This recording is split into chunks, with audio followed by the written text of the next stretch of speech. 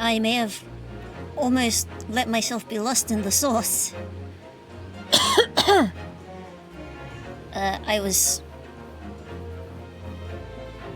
I may have been playing with my vocal synth toy.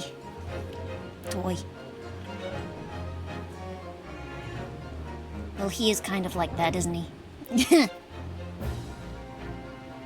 But hey, it's Saturday. What a week it's been. Oh boy. I mean, not just because of the fact that of helping my mom babysit three chaotic toddlers. That came to an end Thursday. Oh, happy days. That was a happy day. Until I found out the world news. But enough about that. Here we are in the Great Ace Attorney Chronicles. Last we left off, I finally managed to get back to where I was and do all that I lost the other week. We found out that the Garadebs are terrible people, terrible married couple, and should really talk about their kinks.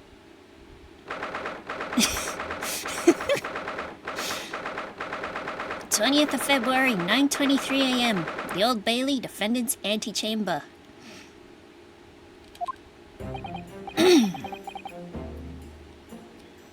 Well, I never expected this. Who'd have thought we'd be back here again so soon? We are on a study of Great Tour of Great Britain. We are on a study tour of Great Britain, with the intention of learning the country's legal practices. In order to research the latest court procedures here, we need as much court experience as possible. It is true. Well, yes, I suppose that's true, but for the person in the dock, it may well be his or her one and only time in court. And it could be life-changing. In which case, treating it as research may seem a little crass. Oh, when you put it like that, you're quite right. Good morning! Very good. Oh my god. His eyes have pinked over. Probably because of lack of sleep. And not anything else. Mr. Natsume, good morning. Ohayou gozaimashita. Oh dear, are you alright? Your eyes are terribly bloodshot. Oh, I'm glad they pointed it out. I was thinking I was seeing things. The early bird catches the worm, as they say here in Britain. Yes, I've heard that expression. But I really don't want to catch a worm. Why not? So I tried desperately not to wake up early, but I was so worried I couldn't catch a wink. And now I'm absolutely exhausted as a result. Oh, I know that feeling.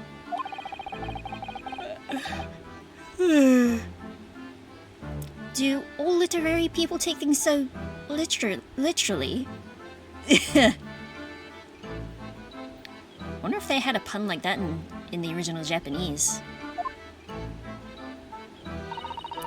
Thank you for putting your faith in us today, Mr. Natsume.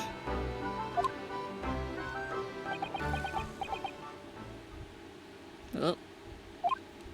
I wish I had 9 lives. My whole future hangs in the balance. I'm too terrified to tremble. Usotsuki. Really, because I can feel tremors in the floor. I can't do this. I can't take it. That does remind me, we did actually feel a tremor the other day. was like, when was it? I think it was like last Friday. No, last Sunday? I'm trying to remember. Anyway, doesn't matter. Didn't hit us as hard as that one time. During Turnabout Legacy. Although, locum student Mr. Naruhodo Esquire. Yes? I caught a glimpse of the public gallery as I walked by the courtroom. It looked like the opening night of the opera. There were so many people. I had no idea my case was such a notorious affair here in London. Oh, neither did I. Do you know what that might be, Mr. Soto? I'm sorry, Mr. Naruhodo, but I have no idea. So that all-knowing look on your face is just coincidence then, is it? Don't hide the truth from me! It's because of the Reaper, isn't it? Yeah. Lord Van Zeeks? Is that right, Mr. Soto? I purchased as many different newspapers as I could find this morning, and yes, Lord Van Zeeks is on the front page of every one. I knew it. Oh, sorry. Oh, excuse me. Today's been pretty dreary, honestly. It's been overcast all day. I think I saw the sun once. Sometime after the prosecutor was dubbed the Reaper of the Bailey. Though we were expected to have like showers, and I think we did get a bit of rain today. He stopped appearing in court, it seems. Oh, plane's going over. Oh, excuse me. Yes, I'm gonna be yawning quite a bit. Sorry. He stopped appearing in court, it seems. It's been several years now, in fact, until the day before yesterday. Wait. I think that's a helicopter. Is that a helicopter? I'm not gonna bother checking. Yes. Inspector Gregson told us something similar, didn't he?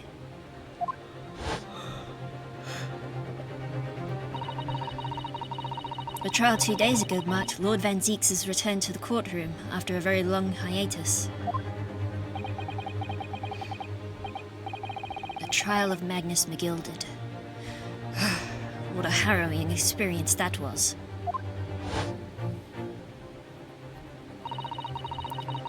I believe that appearance made even greater waves here in the capital than today's. But we wouldn't have realized, of course, having only just arrived in the country. Why is the Reaper back in the Bailey so soon, for what appears to be a mundane murder?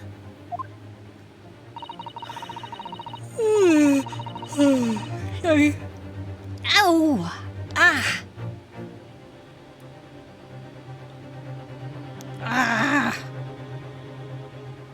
Oh man, there's a nerve in the side of my jaw. It's really, really sore. It got really, really sore while I was recovering from cold 3. And then it got worse last week, and it hasn't settled back down yet.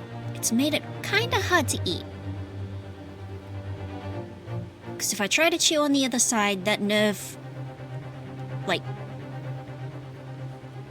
you know how sometimes you like bend a limb, and one of your nerves kinda hitches for a second, and it feels really bad when it snaps back into place. Well, not snap, but like when it moves back into place. That's what I'm kind of experiencing right now. Ugh. Anyway, That's the question the papers are asking, and they're all speculating various answers. Mundane! One sec.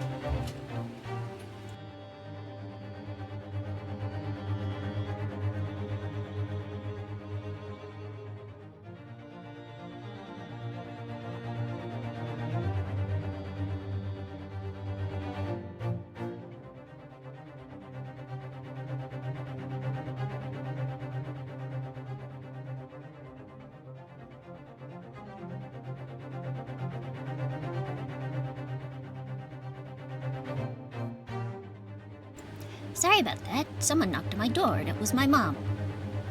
She had come in to... Well, she didn't quite come in. She tossed the thing at me. Tossed the thing at me. I mean, it's true. It was just some necessities that she bought at the store today. Mundane! It's the most significant saga of the century to some of us. Oh dear! I meant no offense, Mr. Natsume, but... that is how the papers are describing it. Well, lest we also forget the fact that it could spark an international incident. Obviously, the reappearance of this infamous prosecutor has caught people's attention. But there's another blatant similarity with the trial of 2 days ago. Yes, I agree. Locum student Mr. Naruhodo Esquire. It's you. Me? Well, I suppose that's true. Both times it is you who stands against this legendary prosecutor. It can only mean that you're friends with the Reaper! But please, I don't rub shoulders with Deathbringers. I'm afraid that there's really only one other explanation.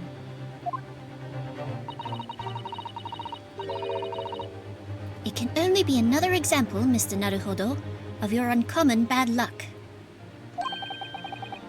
Thanks for that.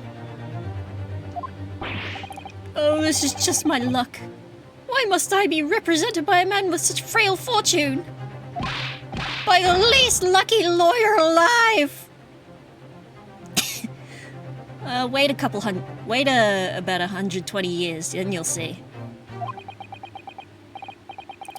Well, let's not forget that it was you, Mr. Natsume, who asked me to represent you.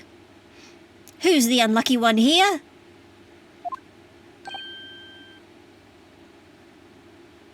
Sorry, it just occurred to me that the kerchief in Natsume's pocket, it kind of looks like a slice of ham. Like a marbly slice of ham. I don't know why that's getting me. Yes, it is true that I'm just a student, new to London, with little in the way of experience, or skills, or luck. But I promise you this. I will fight your corner until the bitter end. And I will believe in you, Mr. Natsume. Oh, benevolent locum student Mr. Naruhodo Esquire. You're not alone here with us, Mr. Natsume. Whatever happens, we will always be on your side. Oh, benevolent non-locum assistant Miss Mikotoba Esquires. I am in your debt forever. I shall never forget this great kindness of Mr. Natsume! Hold on, I gotta do this. Mr. Natsume, counsel for the defense. The court session's about to begin. Kindly make your way into the courtroom at once. All right then, Mr. Natsume, it's time. Let's go. Yes!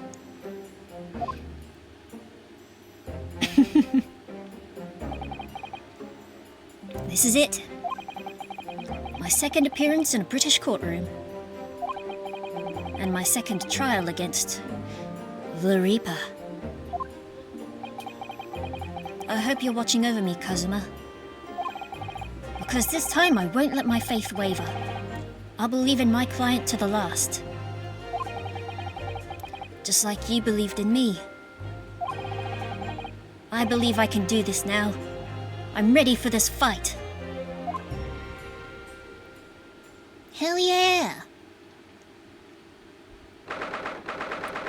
20th of February, 10 a.m. The Old Bailey courtroom. In we go. Old mates! In the name of Her Majesty the Queen, I hereby declare this court to be in session. I now call upon the counsels for the prosecution and defense to declare their willingness to proceed.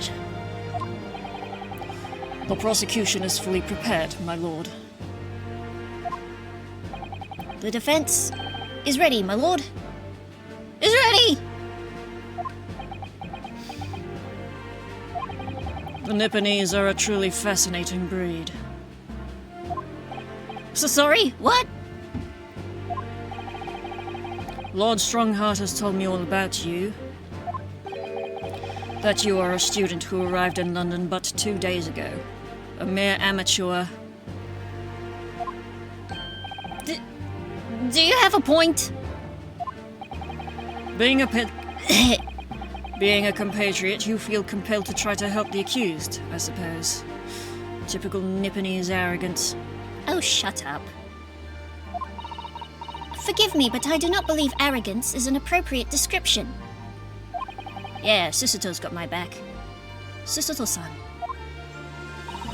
After all, at our previous encounter, the defendant was found to be innocent.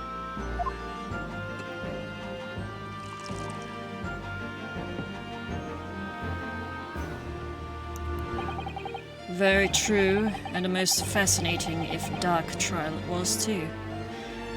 I just noticed that when he pours that wine, his eyes don't focus on what he's doing.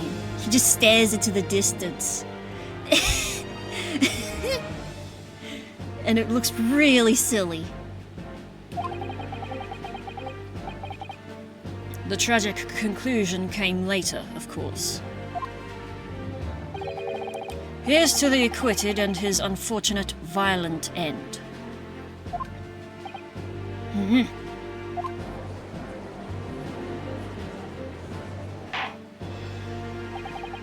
Thank you, counsels. I see both sides are in fine fettle. Now, ladies and gentlemen of the jury, are you ready to carry out your duties here in court as impartial members of the public? You never know when you might be down on your luck, but I believe in fair play for everyone. Hell yeah! Well, I must warn you, I'm rather more ruthless than I appear. Oh, well, not me. What you see is what you get. I'm a peace-loving fellow. I'm afraid to say I think it's quite possible that mustached foreigner did the deed. Why are you here?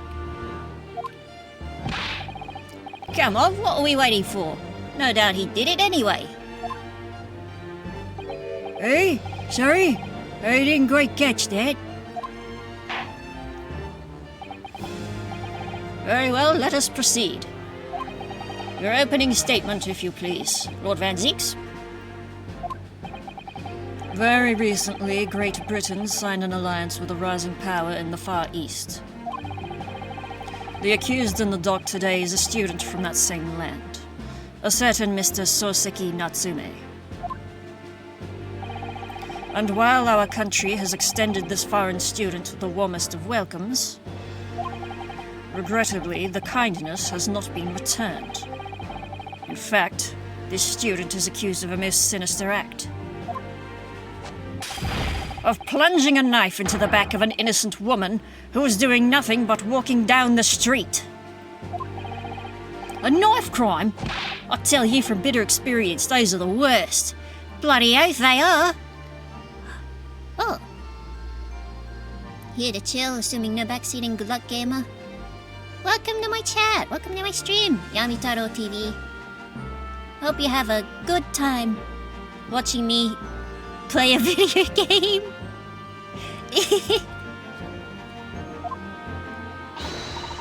Just look at that sallow complexion and short stature.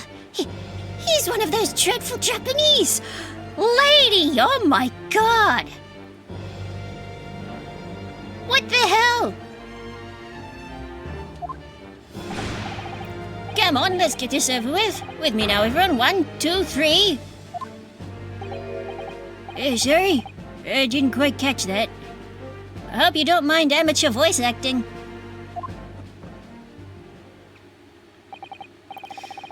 Pray forgive the discourtesy of smashing my hallowed chalice here in this great chamber. Allow me to call the first witness to the stand. Very well. Bailiff, lead the inspector in, please.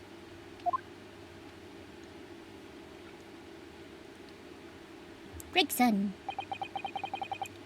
Your name and occupation, please. Yes, sir. Tobias Gregson, Detective Inspector at Scotland Yard. Would you please summarize the events of the case for the court, Inspector? The victim is thought to be a young woman in her 20s by the name of Olive Green. I beg your pardon, Inspector? Thought to be? Yes, having been stabbed in the back by her attacker's knife, the victim fell unconscious. That was 3 days ago now, and she's been comatose ever since. That's dangerous. What? So they don't even know who she is for sure? Comatose, I see. But her life is not in danger? Fortunately for the Eastern student, the charge will not be murder. Pray elaborate on the details, Inspector. Sir, if I could ask everyone to look at this street map.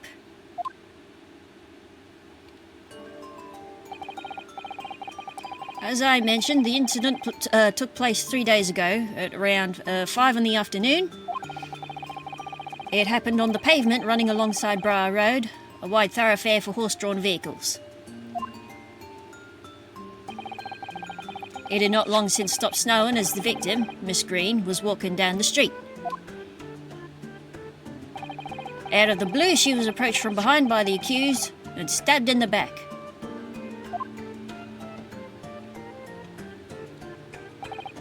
Luckily, the young lady's life was spared and she's currently being treated in one of the city's hospitals. But being unconscious as she is, we've been unable to take a statement from her, of course. This is the case file with everything we know about the victim so far. Thank you, Inspector. The court will accept the documents as evidence, if you please. Case file. Yet to regain consciousness. What of the weapon that was used? Sir, I have that here. It was removed from the victim's back.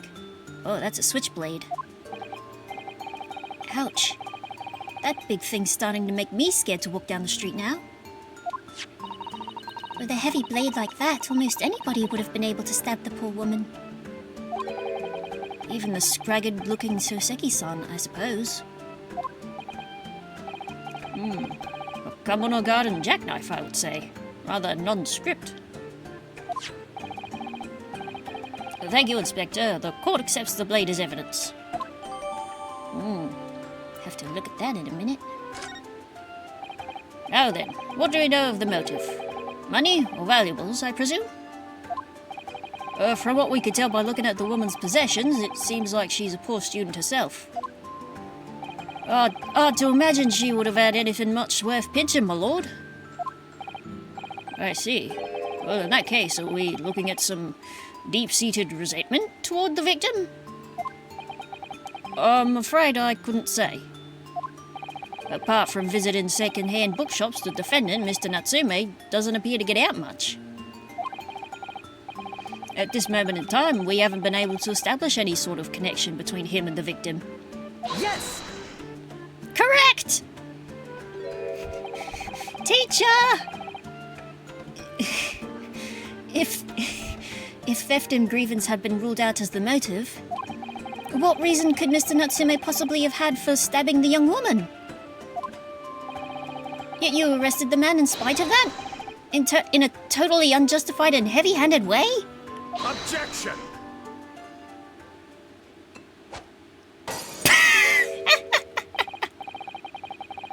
I forgot he did that!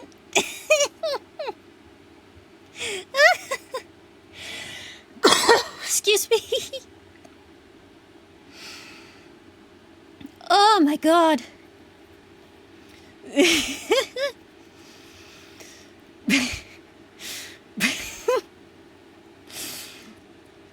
Pray forgive the discourtesy of flinging a freshly uncorked bottle into the public gallery.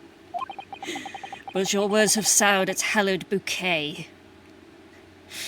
I think it might have been the cork, my dude. For it is you, my learned friend, who is being heavy-handed here. What? Scotland Yard does not arrest people without good cause. That should be beyond question. I don't know about that. Inspector Gregson, the prosecution calls for your formal testimony. Explain to the court precisely why the constabulary came to arrest the Nepalese student. Yes, sir.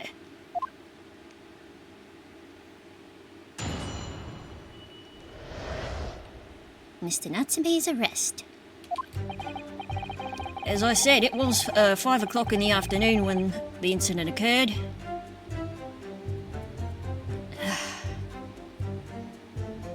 And there was an unusually light fog. Visibility was reasonably good, and there was no one else about but the victim and the accused.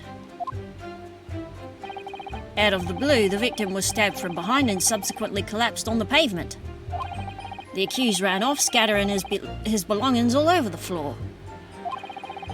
Those being a number of old books he'd just bought. He was on his way home from a bookshop, it seems. It was just a matter of working out who the books belonged to, and we found the bloke to arrest him.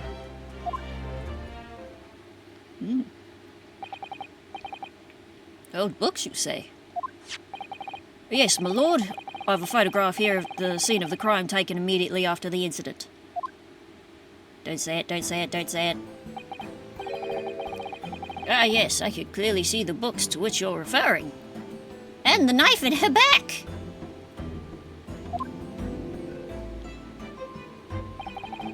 I'll take that photographic print as evidence, please, Inspector. Yes. You Nipponese are a spineless breed, too cowardly to admit defeat.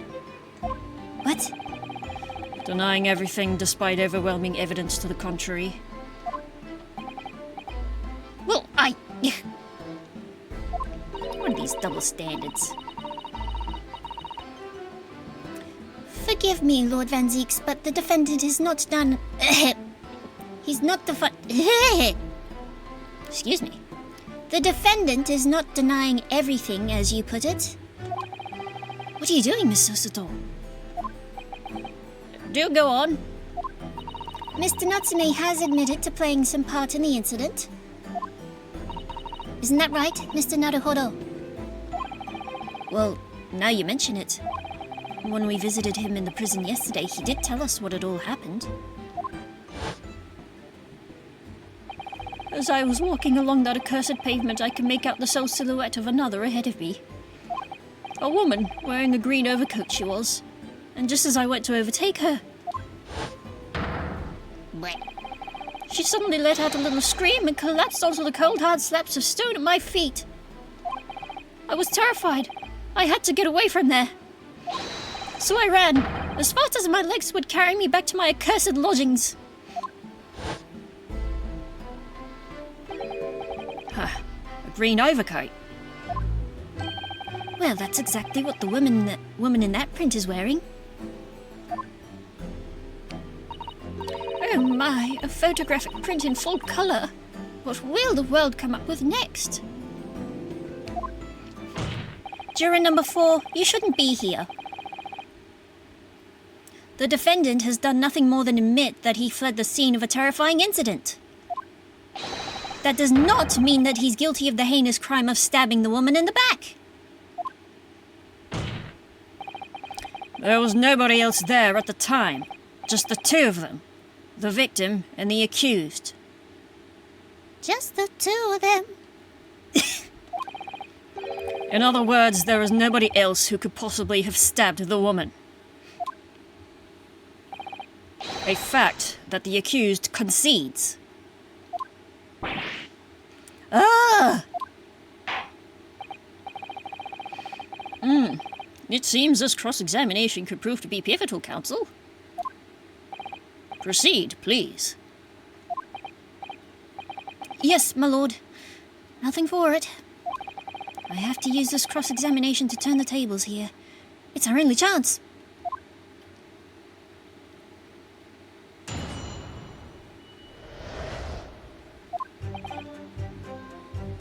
Unusually light fog. Well, before anything else, we're not going to present. We're going to look at what we have gained. A button to examine. A button to examine. Okay. Let's see. Incident report. Details. Young woman rendered unconscious following stab wound to back. Victim. Olive green. Female. Stout build. Early 20s. Location. Pavement of Bra Road. East side. Reporting officer. Roldy beat. Additional notes. Victim remains unconscious. Her name was gleaned from personal effects. Other details unknown. Apart from a single stab wound from large knife, no other signs of injury were observed. The assailant was seen running away by the reporting officer and was successfully arrested the following day.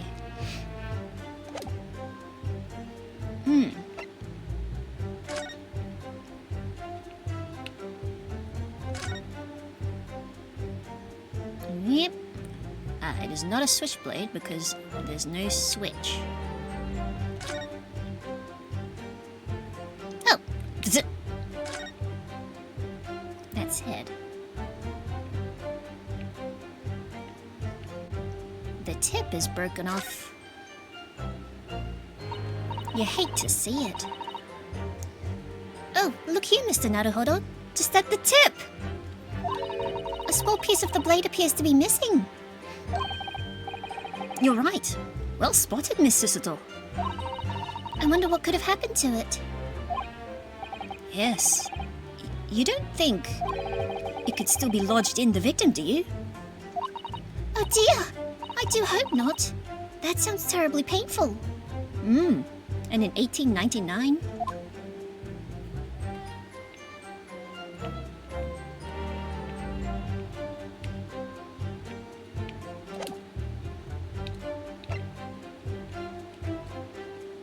A to examine. There we go. Huh. No enhancing here.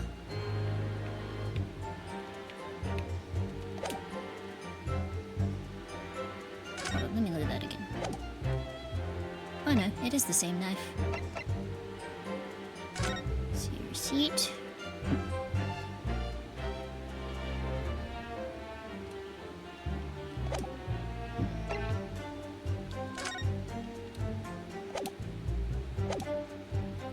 Okay, Hold it! let's do some pressing. A light fog, you say? Well, light for London. You can see the opposite side of the street for once. Not much farther, though. That's light, is it? He did say for London. Around these parts, yes. Not something I'd expect a Japanese fellow like yourself to know, of course. I've read that London is famous for its fog. But in my country, people usually imagine that gives the city a rather beautiful appearance. How quaint. Yes, well, it's not something us Londoners tend to romanticize, as I expect you can appreciate. I see. At this time of year, the fog causes a large number of accidents, especially when it's heavy. Sometimes you can't even see your own hand at the end of your arm. Indeed. The other day, I was very nearly trampled by horses before I could see the carriage they were pulling. Oh dear. Susato-san and I should definitely remember to stop, look, and listen. Always look both ways before you cross a street, kids. Also, if you're kids, why are you watching this? However, on the day that it concerns us, the fog was somewhat lighter than usual. A fact no doubt lamented by the accused.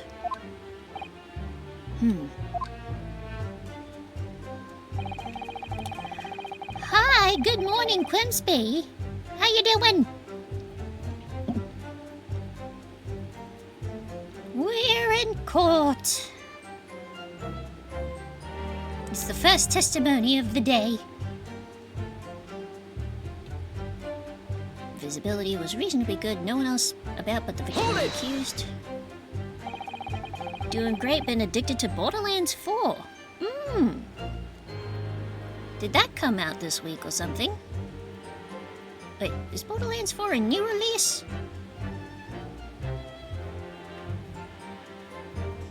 Is it new? Because it was... Oh, it is. Ah, gotcha. Yeah, no. Oh, it did come out this week. Okay. Yeah, because I've been hearing... Oh. Certainly I've been seeing a whole bunch of other, like, recent releases. You're a big Borderlands nerd. Whoa.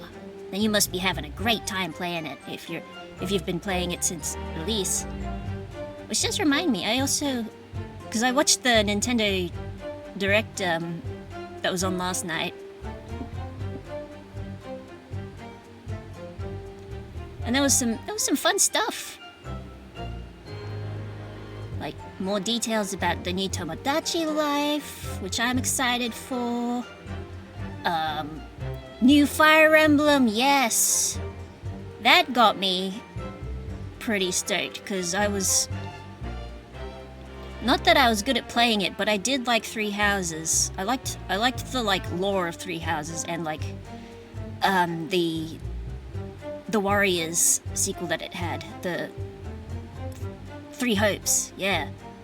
And this one seems like it might be a prequel, perhaps. But also,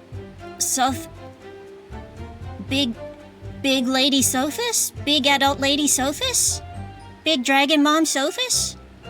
Hello?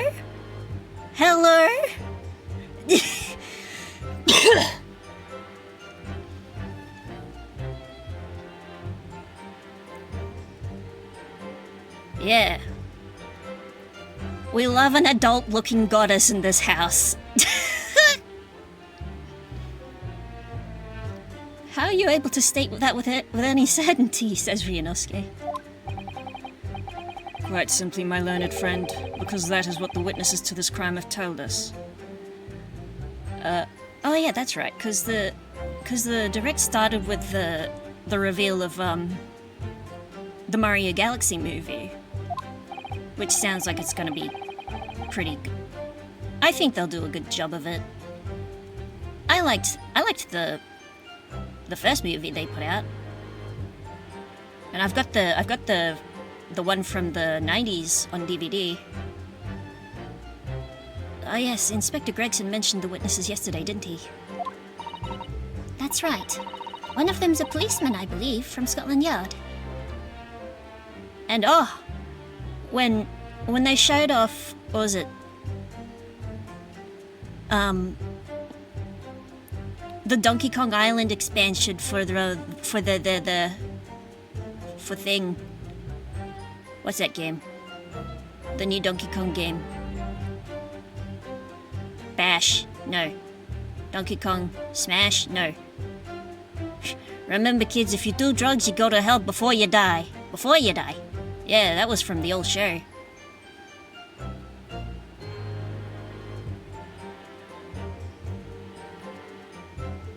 Yeah, because I think the dude was a former drug addict, and or heavily like super devout. I could be wrong. Don't quote me. I didn't really watch the live-action Mario show. I watched the cartoons when they were on the TV.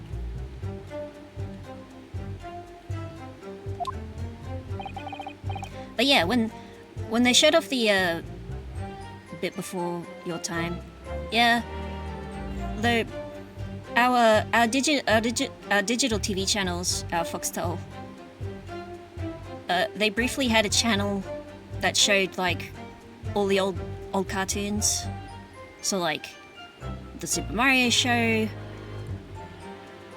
and all the old Sonic cartoons. So like the Sonic Sat AM and like Sonic Underground. That was something. And also the Donkey Kong cartoon, which is also a wild, wild ride. That's correct, Mom. But yeah, sorry, I keep trying to remember what the name is of the newest Donkey Kong game, because they showed off the expansion for the Donkey Kong Island, and the moment I heard the Donkey Kong 64 Island theme, oh, Bonanza, Babanas. Yeah, that one. When they started playing the new version of like the old 64 Island theme, I was just like, I don't even have the game, and I'm like, because I used to play Donkey Kong 64 all the time. I wasn't very good at it because I used to be scared of video games. I used to be scared of enemies in video games. Very scared. Then we must hear their testimony. Ow. The prosecution will, of course, call them to the stand, should it be necessary. Oh, here comes another plane. What else was there? Oh, the new Mario Tennis looked pretty good.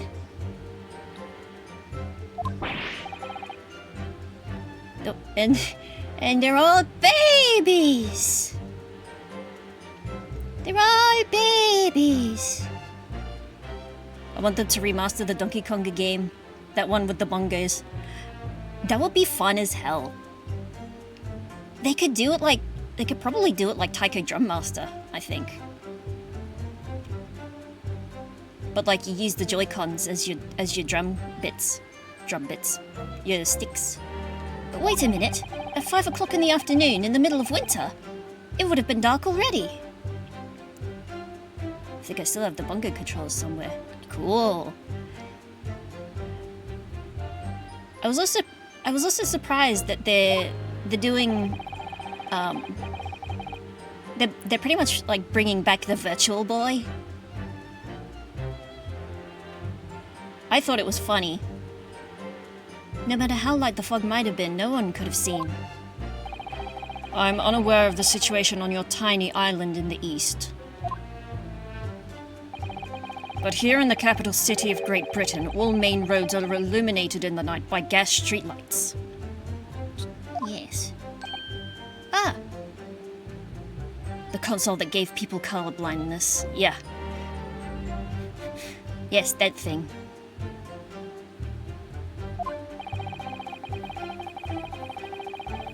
Whenever I think of the Virtual Boy, I think of how, like, unfortunate it was that the guy who created it,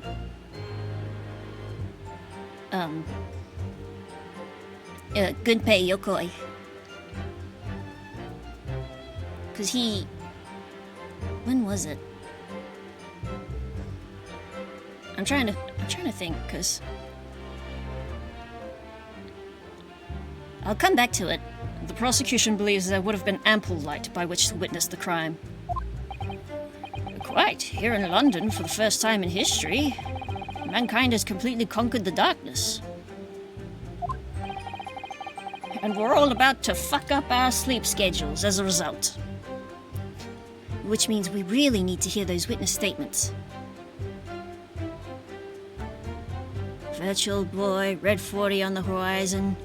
Y2K was still a looming threat. What a time to be alive. I don't even know what Red 40 is. If I could just get through the fog of this cross-examination, maybe we'll be able to... God bless. It seems the counsel for the defense is taking stock. Continue with your testimony, Inspector.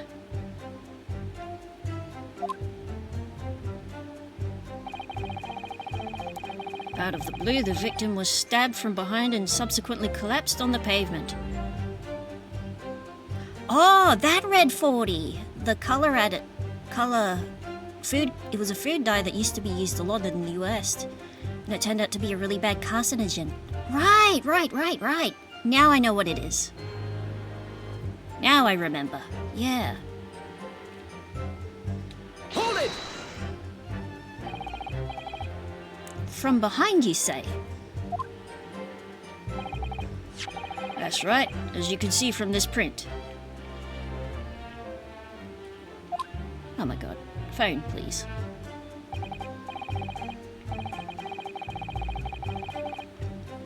Yes, quite so, Inspector. The handle of the weapon is clearly protruding from the victim's back. Though it looks like it's on its side.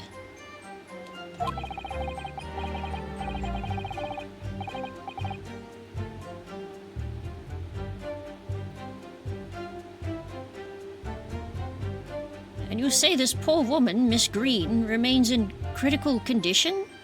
Comatose, no less.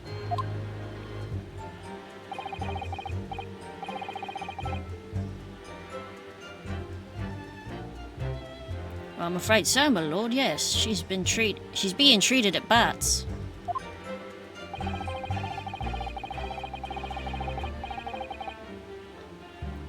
I was hopeful that she'd come round before the trial started so I could take a statement, but it wasn't to be. Yeah, Oh yeah, the remastered Dragon Quest VII looks really nice. Like, I'm glad they went a different art direction from like the remakes of 1, 2, and 3. But it also makes me think that they've really put number 12 on the back burner, I think. I think it's gonna stay that way for a while.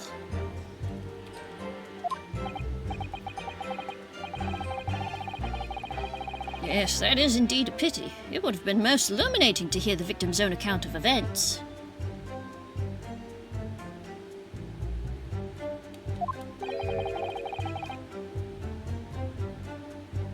Luck is on your client's side, it seems.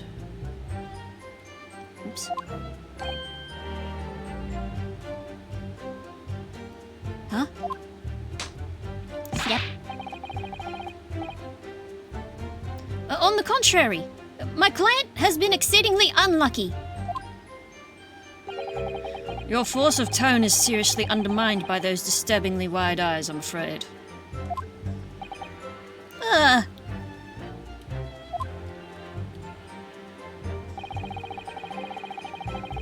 The accused ran off scattering his belongings all over the floor. Because I've never played 7. Technically, I've still got to... I've got to finish the... I've still got to finish 3 HD. I just haven't gotten around to it. Hold it! Mr. Natsume's belongings. I think you'll find it's all there in the photographic print of the crime scene. Yes, the 3 books on the floor. That's right, my lord, second-hand books they were. Irreparably damaged after falling in the snow, of course.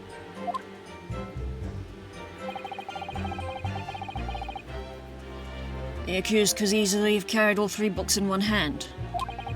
Which means... his other hand would have been free to wield a knife, for example. He's very clever, isn't he? What do you mean?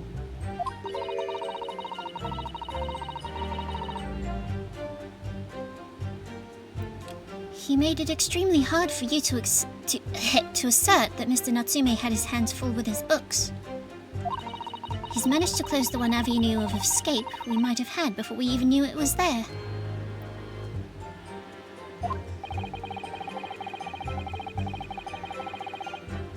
You mean to say that the defendant was holding his belongings as he thrust the knife into the woman's back?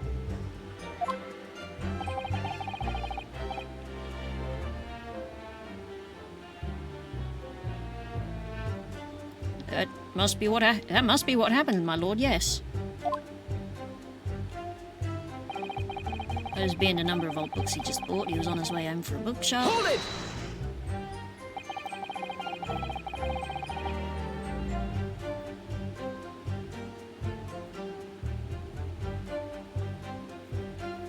Oh yeah, you know what else looked really interesting?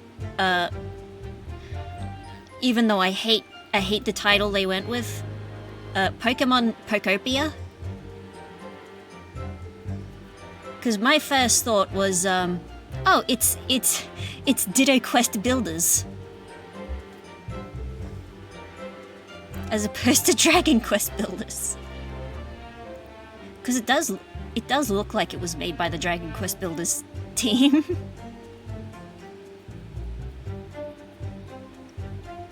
That's actually such a good name for it. Yeah. I guess they couldn't think of anything better than Pokopia.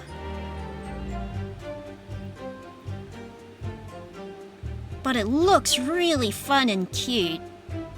And the fact that you play as a Ditto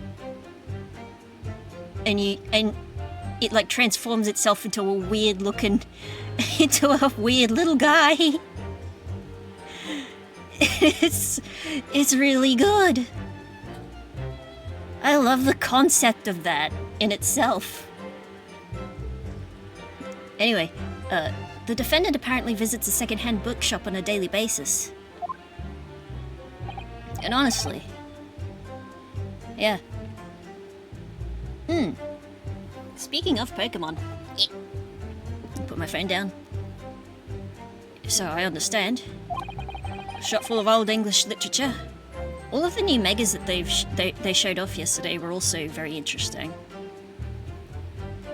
The fact that the Kalos starters now have megas and they all look really good. Well, Delphox and Chesnaught look really good.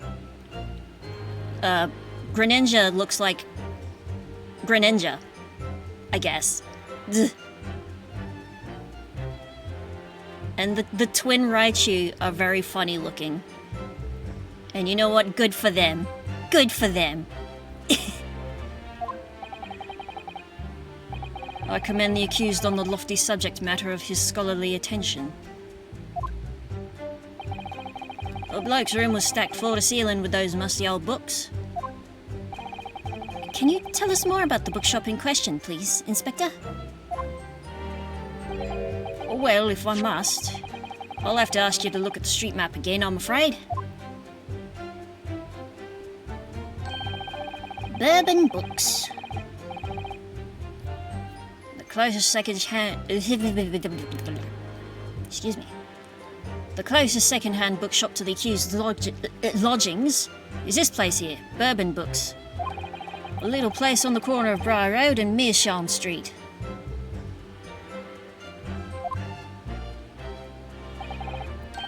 As it happens, the accused is currently living in lodgings on the other side of Briar Road at the opposite end.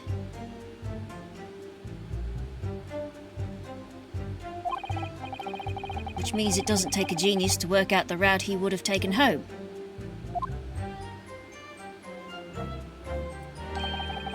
Something like this.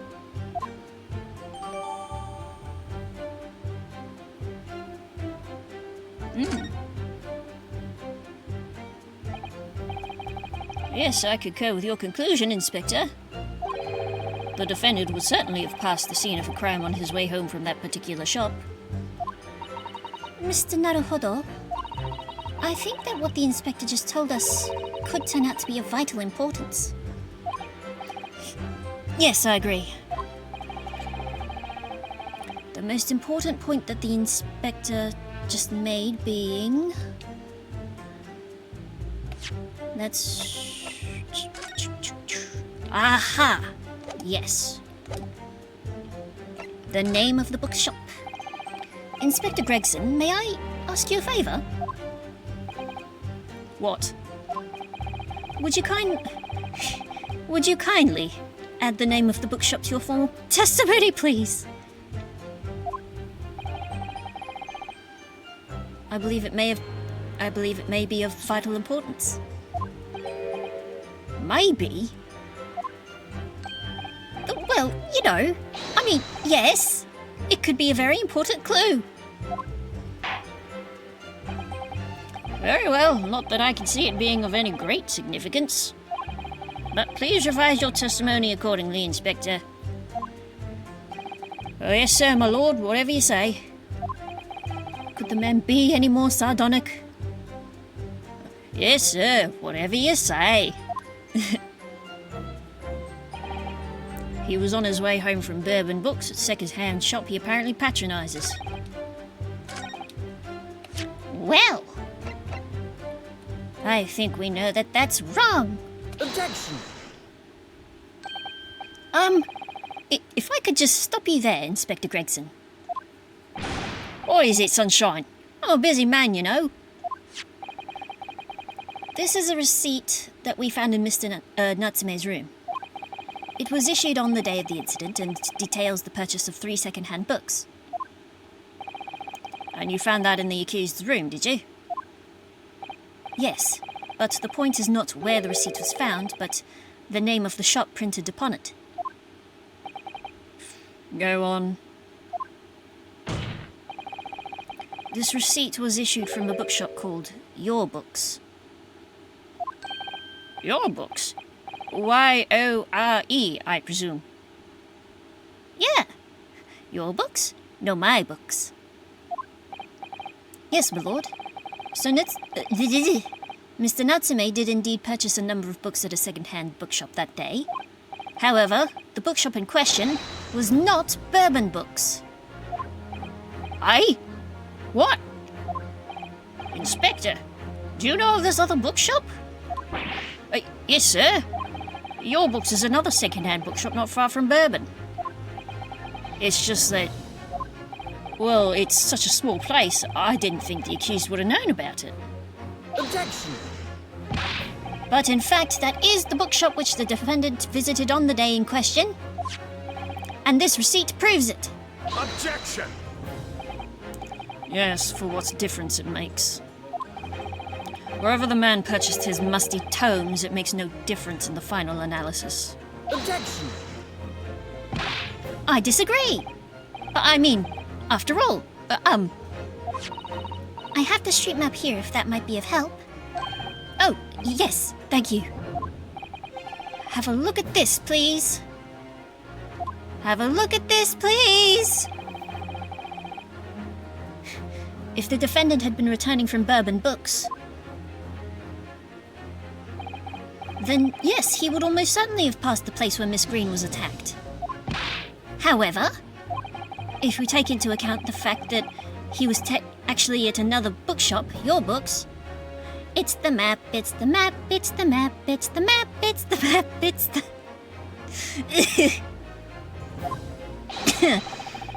it may very well turn out that he wouldn't have passed that location at all. Could that be true? My, it rather depends on where this other bookshop is, but I do declare it may be a possibility. Is that right, Mr. Lewis, sir? What you just said? Absolutely. It absolutely could be right.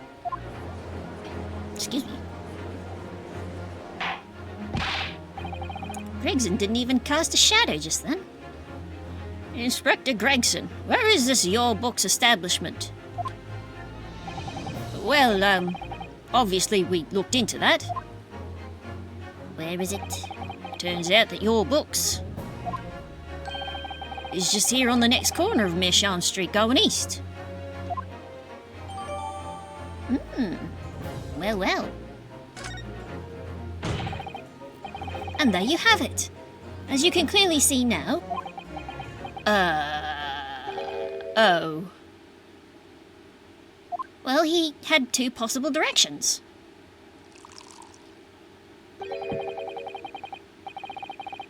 Yeah, Van Zieks does not focus his eyes when he's pouring his wine bottle. My learned Nipponese friend is obviously in training to be a clown, the way he regales us with such witticisms. To your future career in the circus. You're not just a clown, you're the entire circus. You put that glass down now, or I'll put it down for you. Oh yeah, didn't think I needed to spill it out, but here we go. If the accused was coming home from your books instead of bourbon books, there's no doubt he still would have passed the place where the victim was stabbed. Oh, really? Yes, thank you, Inspector. Ah! Allow me to reiterate for my learned, if somewhat slow, Nipponese friend. Wherever the man purchased his musty tomes, it makes no difference in the final analysis. Ah! Ugh. Dead. As I suspected, you can't fool me, and I don't suggest you try. Go home, lady. What did I say, eh? I've had enough of this now. I beg your pardon. I'm terribly sorry, but would you mind repeating that? Mr. Naruhodo, we mustn't give up. What do you mean? If the prosecution's assertion is correct, the members of the jury may very well decide that Mr. Natsume is guilty. She's absolutely right. We must think. We must consider the assertion just put forward by the prosecution very, very carefully. They claim Soseki-san must have passed the location of the incident on his way home from your books, but There's two paths. the assertion just made by the prosecution is fundamentally flawed.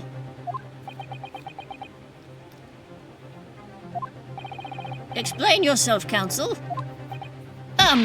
Yes, my lord. You can see what I mean on this map.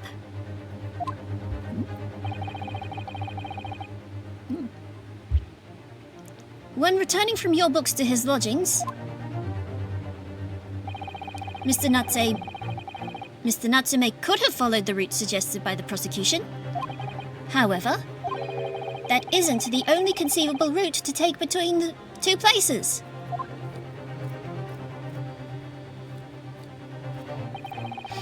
Excuse me, just scratching my nose.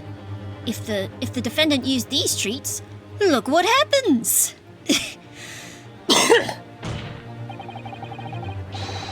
He arrives back at his lodgings without passing the location where the victim was attacked. Objection! Talking back to a clown is a fool's errand, of course. However, I feel compelled to point out that that route is what is commonly referred to as the long way round. Huh? Ah. On a cold winter's night, why would any man choose to take the longer route home? Well, The answer is extremely simple. He wouldn't. In other words, the accused took the obvious route back to his lodgings, and is the obvious perpetrator of this crime.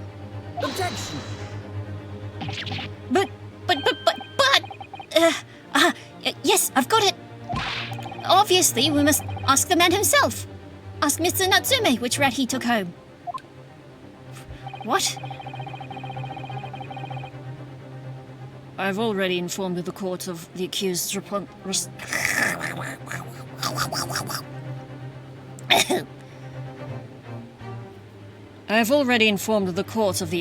response to such questioning. There is a third plane going overhead. Pray do forgive the interruption. He claims he has no recollection. Well, shit. That's right. As I said, the bloke seems to spend his time outside wandering aimlessly from A to B. That day was no exception. He says he doesn't remember where he was or which route he took home.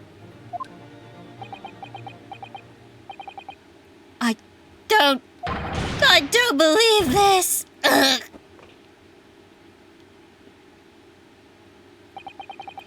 I thank you, my learned friend, and suggest that we do not waste any more of the court's time by wandering aimlessly around this subject. Pray, what say you, insightful jurors? But even if that is the case, the defendant still... Hold it. Oh, shit. Hold it! I agree with Lord Van Zeeks. Wholeheartedly and in every way. What? I don't believe it. Does this mean... We members of the jury are completely convinced now. Very well, in that case, I hereby call upon all members of the jury to present your findings to the court. Guilty! Guilty. Guilty! Guilty. Guilty! Guilty!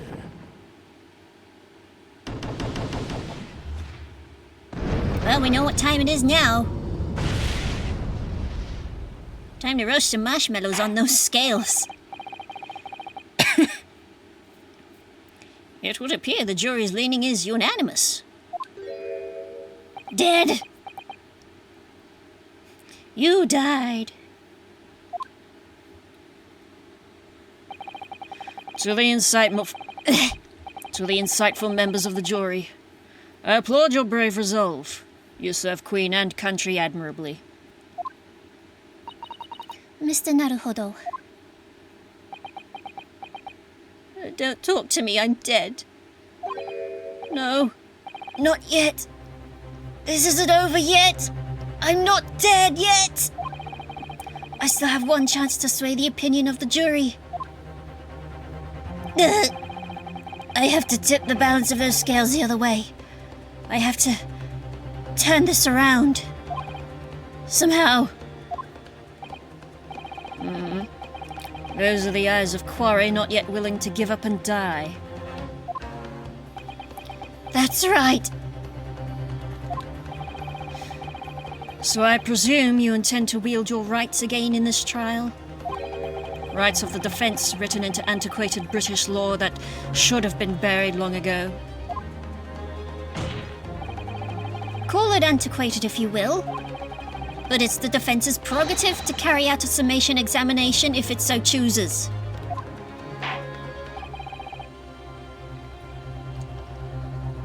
Very well, counsel. In accordance with the letter of the law, we shall proceed with a summation examination. Are the members of the jury ready, Mr. Foreman? Of course we're ready. I'm all too familiar with that Nipponese whippersnapper and his uncas refusal to throw in his alley. Huh? Well, now I'm confused. Let's bring out the old thesaurus. What does uncas mean? Everything else I know. A large amount or quantity.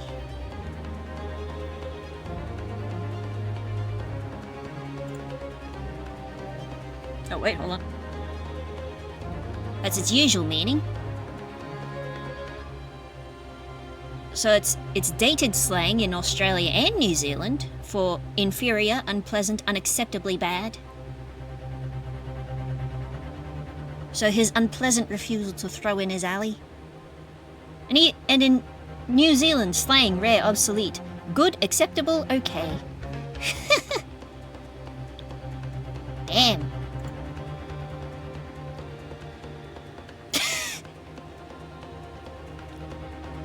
I'm also loving the number of like all those synonyms that are coming up. Like like shit-tastic. Ass-tastic. Bontoshta, which I've never heard. Which is apparently Australian slang. Hello.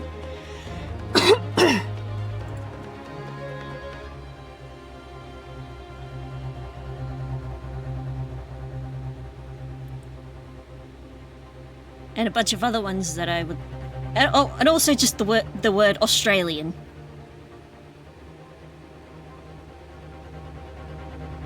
What the hell? Anyway.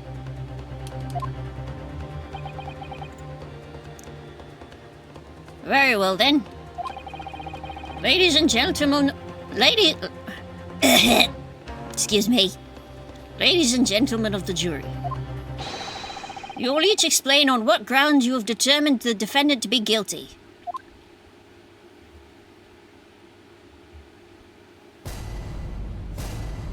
Judicial findings.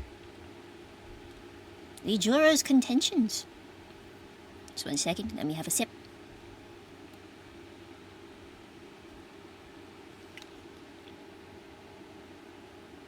And I will take a minute, just a second. It won't take me long, I just gotta mute.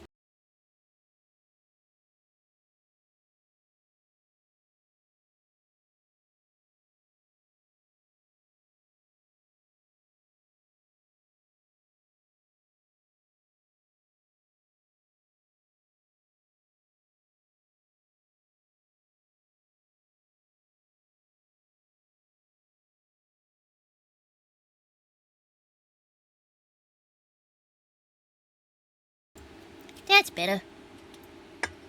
Alright. Just had to get the new can open. For pity's sake, that little excuse me. For pity's sake, the little Nipponese oddity already admitted it himself, didn't he? If he said that a woman in green collapsed before his eyes, why, it can only have been the victim. The man wouldn't have gone around the houses on his way back from the bookshop, not in winter. That guy's deaf racist. They've all been deaf racist. Like the juror number 2, she had quite the thing to say earlier at the start of the trial. So the poor woman was attacked from behind, was she? How dreadful. I really don't care. Can we just wrap this up now? I've got work to be doing. That's not a statement! Your books, yes. Nice shop, that. But urban books? No. Not worth a visit. Like, there have been so many comments. Terrible comments about Ryunosuke and Susato, but like, I imagine that even the like dialogue in this is probably still not even a fraction of like how I imagine the casual racism of the times actually would have been. With only minor exceptions, the reasons for finding the defendant guilty are all too clear. When the stabbing occurred, the only 2 people at the scene were the victim and the accused. And the accused himself has admitted to seeing the victim in her green overcoat sink to the ground before his eyes. Excuse me. And furthermore, we've heard from the inspector that the defendant then fled the scene. I must say, I would have ample grounds to convict this man already.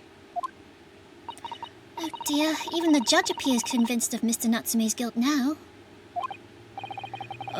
Why did he have to run away like that?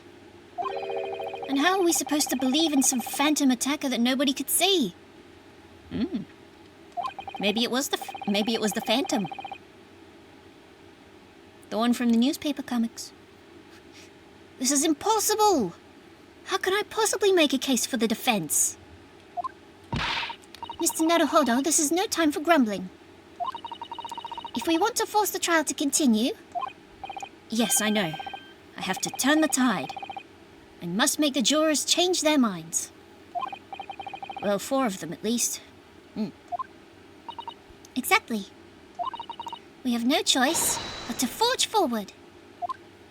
That's right. You have the floor, Counsel. Begin your Summation Examination. Yes, my lord. Slap! I just need to keep this trial going somehow. Whatever it takes. Come on, Ryunosuke, you can do it. You can do it! Yes! We get the walking animations again. The defense's rebuttal. That little Nipponese oddity already admitted himself, didn't he? Well, sure.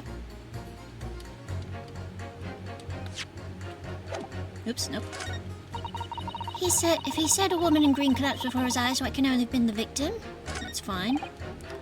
The man wouldn't have gone around the houses on his way back from the bookshop, not in winter.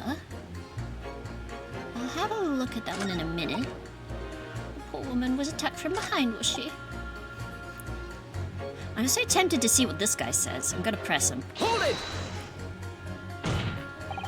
A man's life is on the line here, sir. This will take as long as it takes. Don't get clever with me now, son. My life's on the line too. So is my family's. But also, speaking of the earlier topic, this guy's lips are not... They're not great.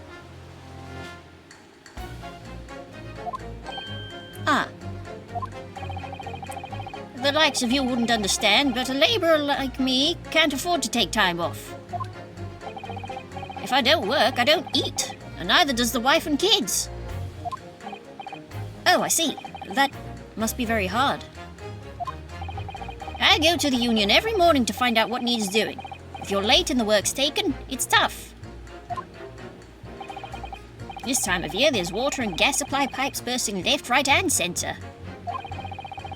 They're after cheap labour to get the roads dug up to fix it. It's a hard slog from dawn till dusk, it is. So, you were out digging up the roads on the day of the incident as well, were you? That's right. In fact, if I remember rightly, it was just round the corner from where it all happened. By that old bookshop it was. Ooh. What? Another coincidence? That's right. Meerschaum Street it was. Meerschaum Street? On the map, Mr. Naruhodo. There are only 3 named streets. Juror number 5, I need you to add that information to your formal statement, please. Oh my god, I didn't actually think that was going to be pertinent. What's the point in that? Can't we just get this business over with now? Please, sir, it's important. Fine, I'll do it then. On the day it happened, I was digging up Meerschaum Street from dawn till dusk. Alright. Bourbon books, not worth a visit? What do you mean? Oh, sorry. Fold it, you see. Fold what? No, what I said was hold it. What I wanted to ask was, do you visit your books often? I like the old books they have in there, yes. I enjoy reading them over a nice cup of old tea. That's my daily routine, you see. Same thing every day, including the day you're all talking about. And at what time did you visit your books on the day in question? Well, I was picking out books in there all afternoon, and it would have been just before 5 that I left. That's my daily routine, you see. Same thing every day, including the day you're all talking about. Just before 5, you say? Exactly when the victim was attacked. Are you sure about the time? Oh yes, no mistake there. I remember it well. I'm not about to forget that day in a hurry. Not after the dreadful time I had. What do you mean? Well, I was walking down Excuse me. I was walking down Calabash Road when I slipped on the ice and donked my head. Ouch! It's always worse after the snow stopped falling. That's when it's most slippery. I knocked myself clean out, I did. Really thought my number was up. Chat, are you thinking what I'm thinking?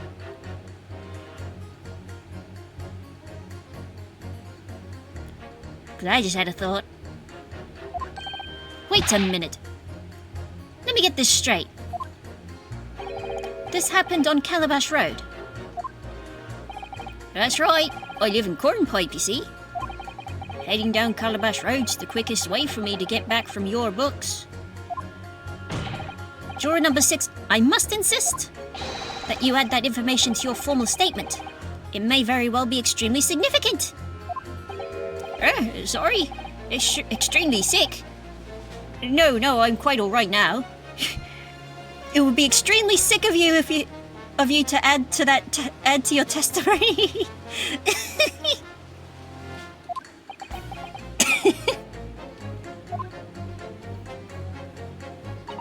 It sends a shiver down my spine to hear the members of the jury so convinced of Mr. Natsume's guilt. But I can't help feeling that some of their opinions are rather subjective. I agree. It's the irrelevance of what some of them are saying that sends a shiver down my spine. Still, at least some of their assertions don't actually incriminate Mr. Natsume of anything. That's something. We must use that to our advantage, Mr. Naruhodo. Cunningly. Yes, you're right.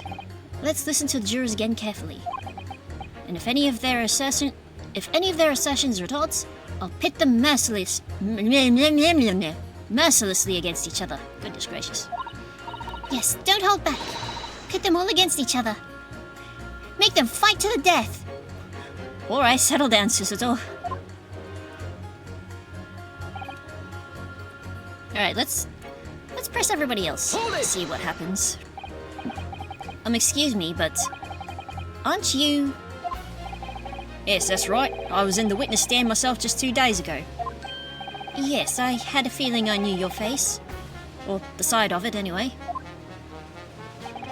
If I remember correctly, you're a banker, aren't you? With a B. That's right. After the gold rush down under, I came back to London to work. Yes. He did mention he was down Ballarat way. Which was, historically, one of the premier spots for the gold rush.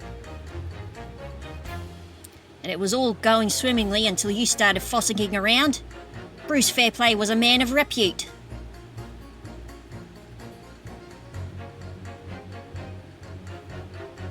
Oh, I love fossicking. It's fun. Literally, you're digging in places for fun-looking rocks. Sorry? Don't think I've forgotten how you treated me the other day. You had me and that young hatter pegged as criminals. I did no such thing, sir. How dare you? Oh, in court. Right.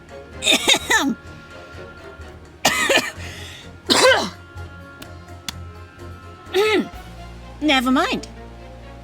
No, I'm thinking of somebody else. Sorry. My mistake. Oh, well, water under the bridge. Now there's all sorts of rumours buzzing round. And the police have been badgering me non-stop. If I could turn back the clock. Well, anyway, I don't know about the hatter, but at least I'm in the clear now. I'm free to make up my own mind about who's guilty and who isn't. Well, thank goodness. Alright, maybe I might struggle to change this man's mind given our awkward history. Oh dear, I wonder what's become of Mr. First now. Some days I hear his voice on the wind. Let's press this lady. Hold it! You're right at the time of the incident, the defendant admits to having seen someone wearing a green overcoat walking ahead of him. Well, quite. That's precisely my point. Clearly that someone wearing green was the victim. And clearly that funny little Nipponese man with the disturbing mustache is the culprit. Settle down. But let us not forget, madam, the defendant vehemently denies attacking the woman. Why, of course he does. If he admits to stabbing her, his life is over. This is true. The man is obviously a liver-faced coward. Honestly, claiming the woman simply collapsed before his eyes. But if that's a lie as you're suggesting, do you not think he would have concocted something more credible? Oh, I really couldn't say. After all, you are foreign. Who's to say what goes through your funny little minds? What? Oh, Jesus Christ! I could tell you what's going through my funny little mind right now, but you wouldn't like it. Goodness. I do declare the man has already made the admission. He himself has stated that there was nobody else around. Surely the conclusion is obvious. No one else could possibly have committed this awful crime. Ah! If no one else could have done it, the accused must be the man. Really, it couldn't be more simple. Ah! Your argument is compelling in its simplicity, I must admit. Oh my, you are too kind, my lord. That went well. For her. Doesn't it just? Hey! We recognize this boy. This lad. Hold it! Tell us about the houses in winter. But you can't deny that there are other routes Mr. Natsume could have taken back from your books. Oh yes, like you drew on the map, you mean? What was it? Calabash Road or something? Precisely. But it seems to me that what counts is whether the little Japanese fellow actually went that way or not. Well, yes, that's true. And at the moment, there's no proof that shows he did, is there? Well, yes, that's true as well. And as I understand it, the accused himself doesn't remember which way he went, does he? Well, yes, that's annoyingly true. Winter nights are dark and cold, so the way I see it, you'd want to get home as quickly as possible. Well, yes, why is all this true? So really, the only thing that makes sense is that he went home along Briar Road. Ah! I'm supposed to be convincing you here. I've given it a lot of thought, you know. I didn't just make up my mind on a whim that he did it. I mean, if there was some logical reason why he might have gone the Calabash Road way, it'd be different. I'd be happy to reconsider my position in that case. Honest, I would. The reason why Soseki-san might have taken the longer way home. Yes, a good reason. I don't imagine you'll be able to sway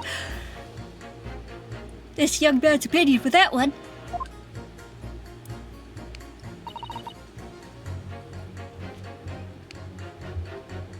And you. Hold it! Juror number 4. Whatever is the matter, young man?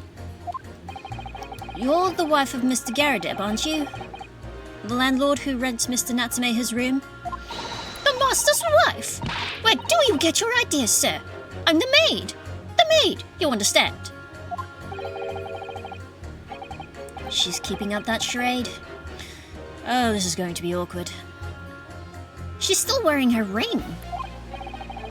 Why didn't you mention this yesterday? That she'd been selected for the jury in this trial, I mean? Well, I was told not to mention it to anyone until the day of the trial, you see.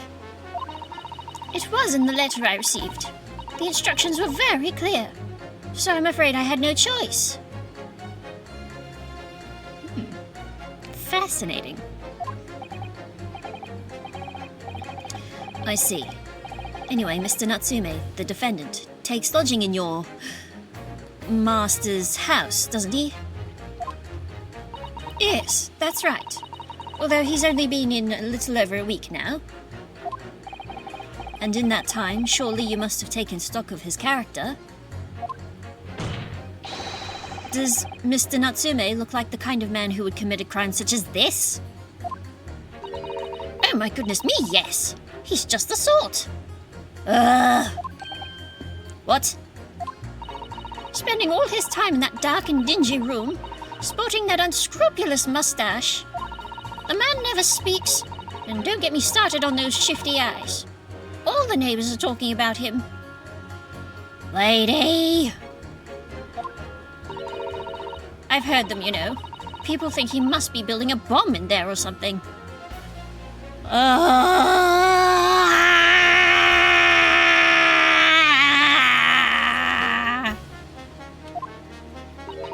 My apologies. Oh dear, poor Mr. Natsume. How could people say such things about him? Very easily. He's just a harmless bookworm, nothing more. If a little eccentric, but your point stands. Well, you just called him a worm, so...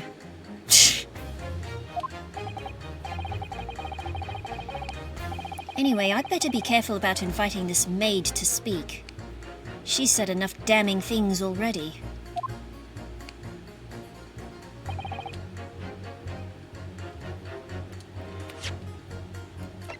Meerschaum Street. Ooh, yes. All right.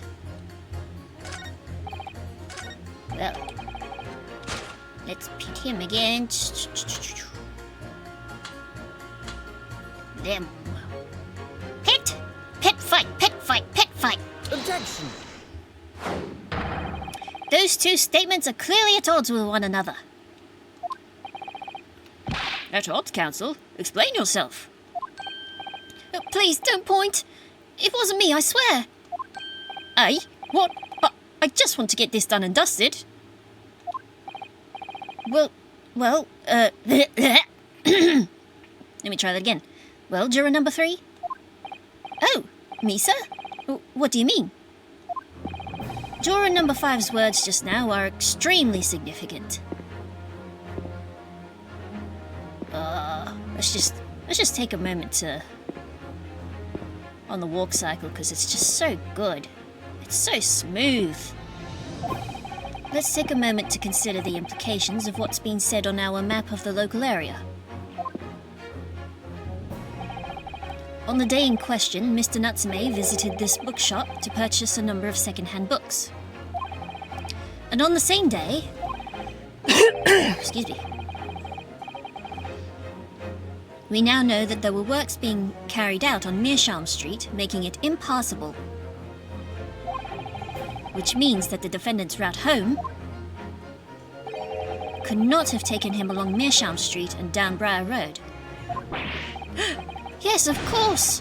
What do you think, sir? Well, yes, you can't argue with that really, can you? We must have had a good 2 yards or more of the pavement up. Every gentleman and gentlewoman that came along had to turn back and go the other way.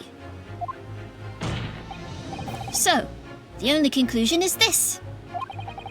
The defendant must have taken the longer route back to his lodgings. It was the only way. I suppose he must have. I suppose that must be right, eh? Juror number 3, you said the following. The man wouldn't have gone around the houses on his way back from the bookshop. But we see now that he had no choice. Yes! My lord, Mr. Judge, sir, if I may. Yes? I don't think in all good conscience that I can say the man's guilty now. I have to get a new phone today, bruh. Ah, Quibsby. Getting a new phone. Hope you find one. Your phone straight up died at 24%. Oh no, that's not good. Goodness. That's not good at all.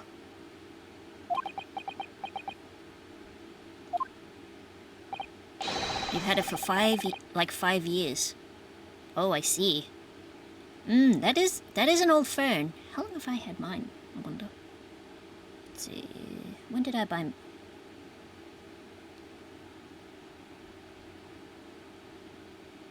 2019. Yeah, no, around this time, 2019, so... Nearly 7 years. Mine's pretty old, too. I'd like to see this trial continue so we can get to the bottom of what really happened. Fire!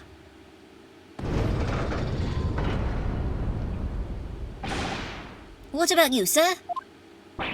Hey, who, me? Well, all right then. If there's a hole in the prosecution's argument, it should be filled in. That's what I say.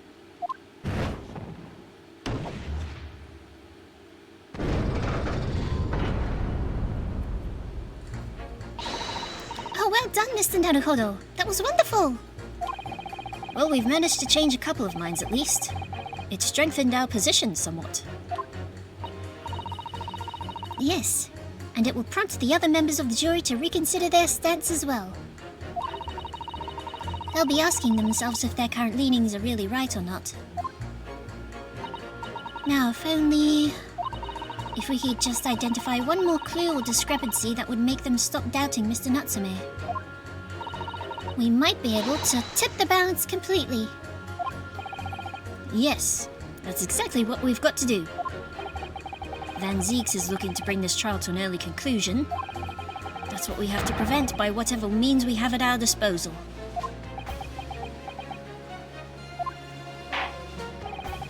Thank you, Counsel. On with the summation examination, please. Yes, my lord. Wait. 2019. 6 years. I'm good at counting. My phone is 6 years old, not 7.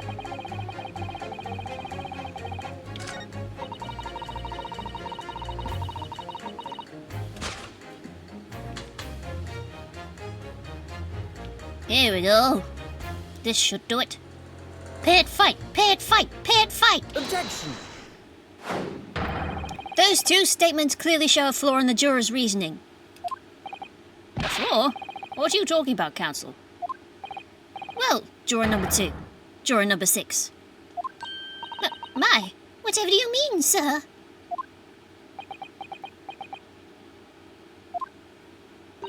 I think perhaps the old man didn't hear you. Unbelievable. It's not like I was being loud or anything. Just set your scream module to 150%. That should do it.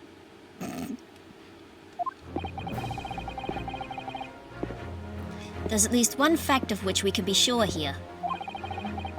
The bookshop receipt found in the defendant's room clearly indicates that on the day of the attack, he had been to your books and purchased a number of second-hand titles. He then returned home on foot. But the man says he has no recollection of his return journey.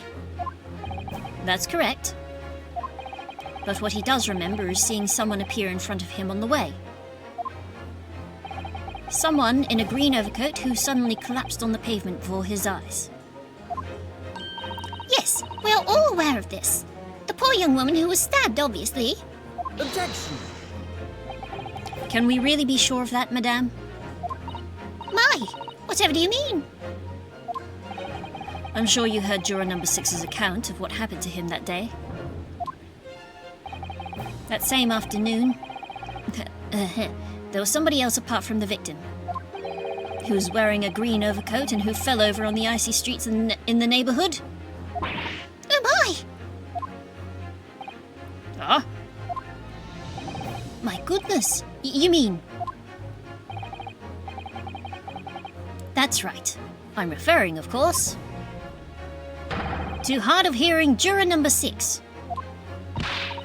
Are you really suggesting that the person in the green overcoat whom the defendant saw collapse in front of his eyes was the jolly old gentleman on the end of the bench here with me today? Well, not just you, madame. There's 4 other people as well. At the table, bench. That's entirely possible, yes. After all, the old man has a somewhat similar build to the victim. Well, look at that. My goodness me! Hey, sorry. You need a pee.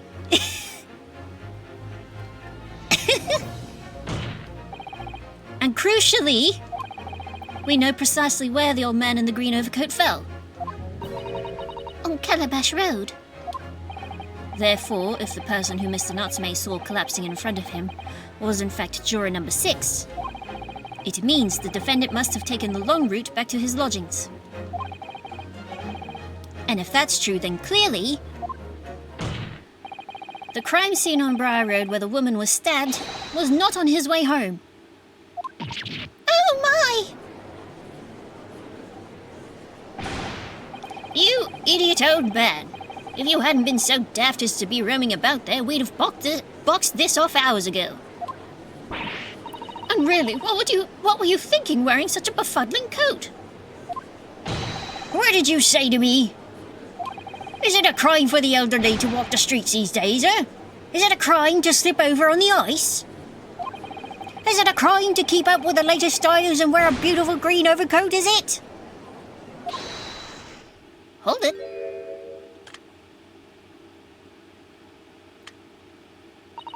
My lord, I do hope it won't cause any inconvenience, but... You would like to change your leaning, I presume. I do declare that I would. I would like to call for a verdict of not guilty. Thank you. And I would too. What? Is it a crime to change your mind, is it? Well, no. Fire!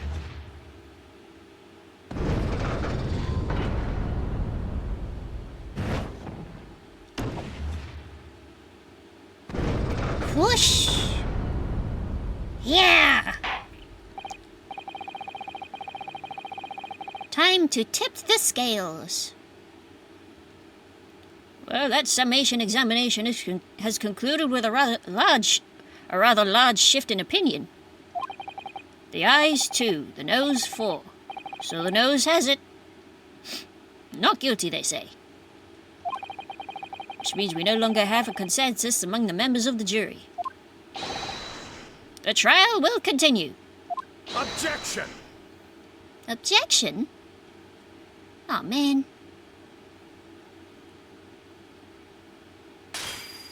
Well, at least he took a sip of it. Could it seem churlish of me to drink from my hallowed chalice moments after raising an objection? Only to crush it in disgust. Pray forgive the discourtesy. Lord Van Zeeks. It seems I must retract my earlier remark. What do you mean? I mistakenly credited these jurors with intelligence by describing them as insightful. Yet we have just witnessed them falling for a cheap trick performed by an Eastern entertainer. I thought Cheap Trick was from the UK. But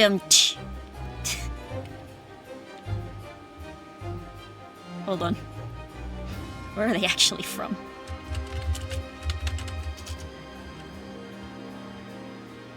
Oh, they're American. Wow. I know bands, guys.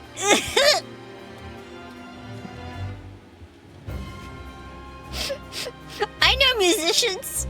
I swear. Hey. Whatever do you mean? Objection! I haven't tricked anyone. Everything I've said's the truth. Indeed. Stalwart juror number 5 was undoubtedly repairing the road as he claims. I believe you said it was a good 2 yards of the pavement which you had excavated, sir. That's right. Took me the whole day and they paid me a measly tuppence for it. Now my learned my learned Nipponese friends tell me. Do you have any notion of the distance that 2 yards represents? It's about 6 feet. Which is a little under 2 meters. If I'm honest, I don't have a clue, no. Wait, no. Or is it? Wait, yeah. 6 feet. Literally like 183 something centimeters. 2 yards is a little less than 2 meters. Thank you, Sister Doe.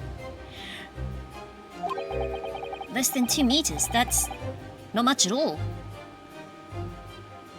Still a mighty jump. In other words, a distance readily vaulted by anyone of moderate vigor.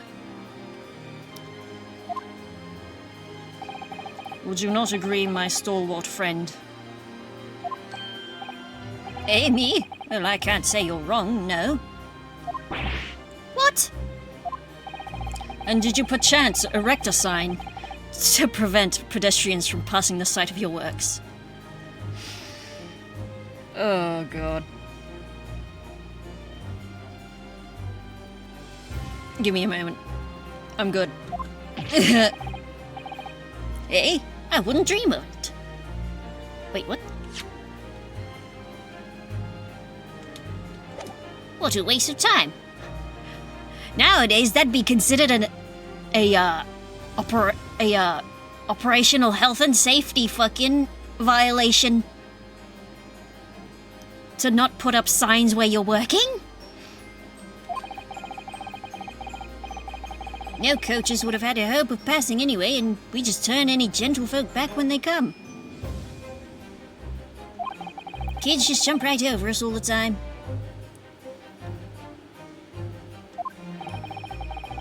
The accuser's no gentleman as far as I can see. I have little doubt, however, that he could spring over a 2-yard trench in his meanderings around town. Is that true? Is it? The incontrovertible truth is that the books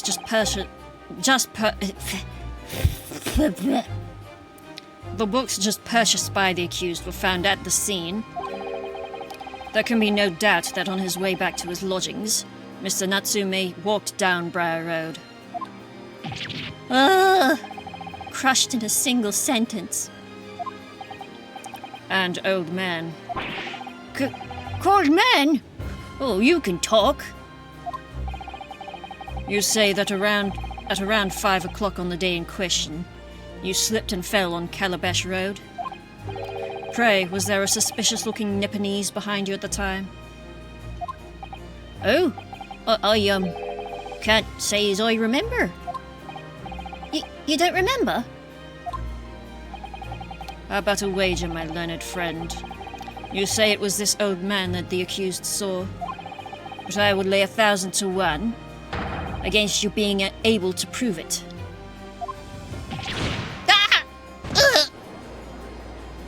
Oh, my back! My spine! Order! Order!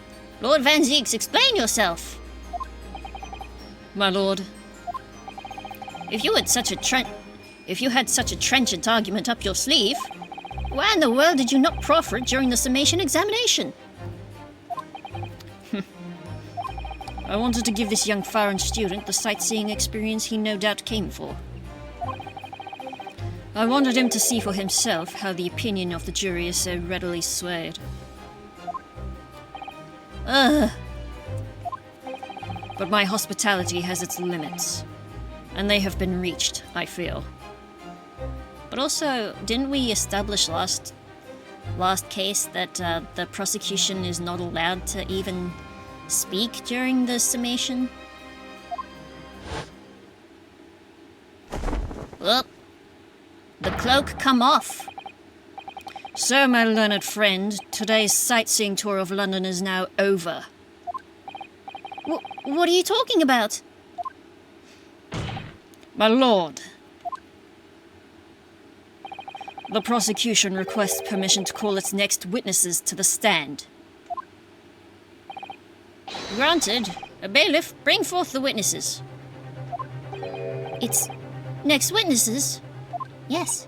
Mr. Naruhodo, do you not remember? We've been told on several occasions that there were eyewitnesses to the incident. Yes, I remember. One of them being a Scotland Yard policeman, no less. I'm afraid that's likely to be the prosecution's next witness. All right, no matter who Van Zieks brings to the standards as witnesses, and no matter what they say, I believe in Soseki-san. I know he's innocent. And I'll keep believing to the very end, until this battle is over.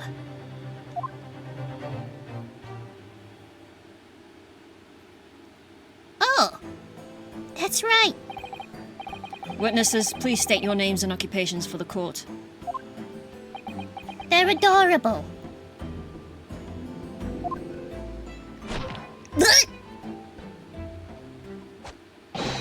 Constable Rolly Beats, sir. Nothing to report on the streets, sir. Oh, listen to this little jaunty theme. So cute. And I'm Mrs. Beat. Patricia's my name. I'm proud to say I'm this young town hero's wife.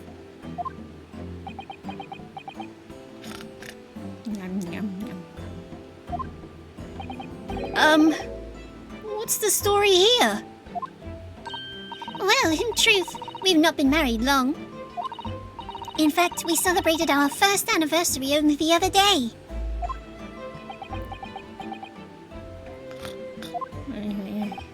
No, it was your husband I was asking about. He seems tired.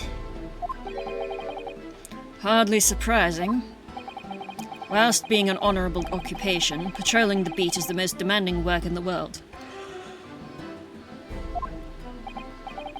Oh, really? I'm sure I've heard that before, actually. Indeed, apart from rare days off, our gallant officers trudge some 20 miles a day, you know. Which is bonkers. They patrol boarding houses and pubs, collect taxes, survey the streets, check the meters are reading true. And they're responsible for keeping the streets clean and lighting and extinguishing our streetlights.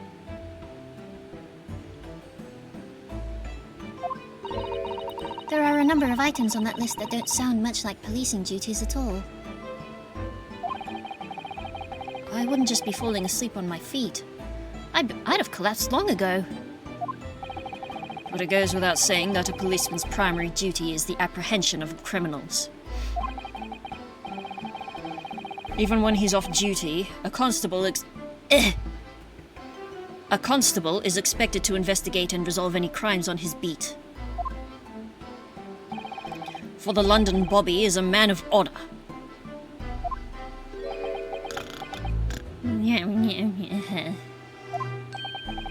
And a man of slumber.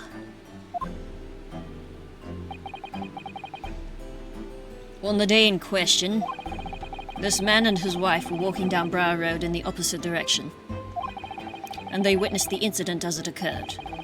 Is that not correct, Mr. and Mrs. Beat? That's right, sir. Isn't it, Rolly?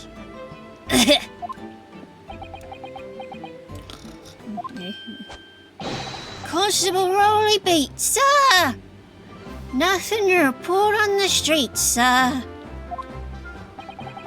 What a great witness he is going to be.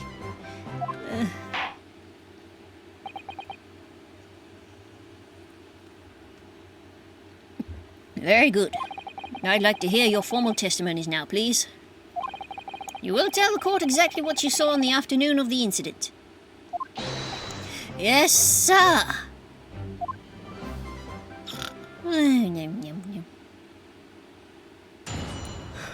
Oh man, this guy's gonna make me yawn.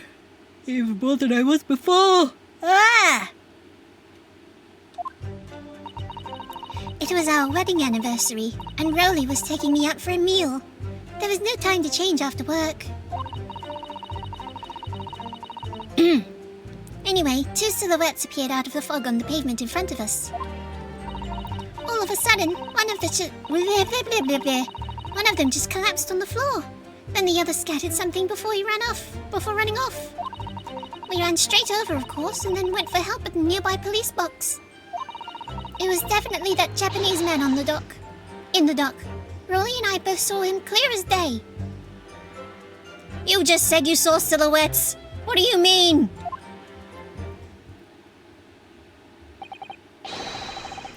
Well, this is extremely compelling testimony, I must say. Oh, gee. I just realized what time it is. Ah! Oh, dear. This policeman and his wife are claiming to have positively identified Mr. Natsume at the scene. If the testimony is true, the alternative course of events that you established in the Summation Examination will be quashed. It's definite, in fact. Because that alternative was never viable in the first place. What an unfortunate bechancing. And on your wedding anniversary, too. Oh, I know! But I still managed to go out for the evening with my man. I thank the Lord for that. Lord Chief Justice Strongheart! Gosh, the life of a London bobby sounds very hard indeed. Indeed.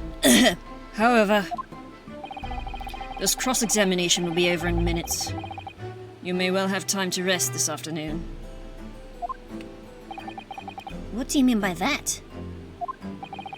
My learned friend, the witnesses saw the face of the man fleeing the scene.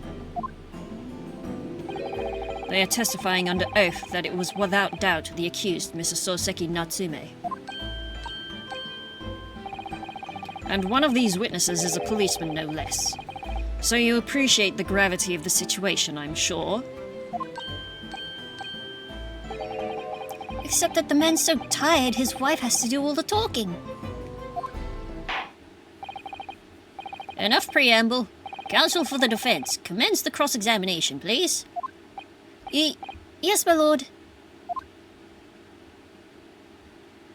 Now that I realize it's past 10:30, what I'm going to do is have a quick break. Hold on. I'll get the music on. Here we go. Here we go. I'll get the music on, and I will be back in given a few minutes to look for a snack. Yoop-a-doop-a-doop-a-doop.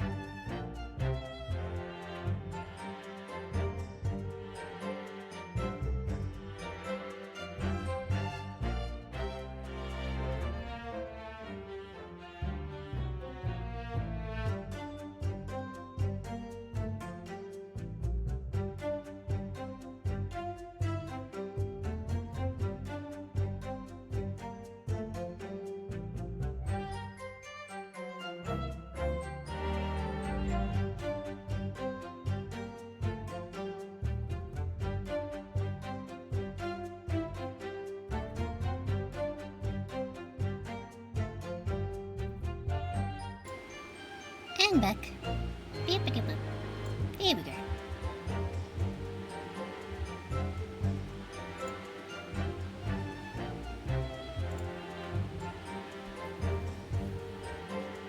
I was smart this time. I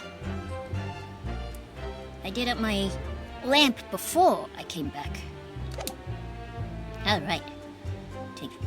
Taking me out for a meal. Hold it! Sure, let's ask about their anniversary, Din. No time to change after work, you say? Are you also a member of the police, Mrs. Beat? Oh no, sadly not. It's a job for strapping young men only. Women, children, and the elderly can't even apply.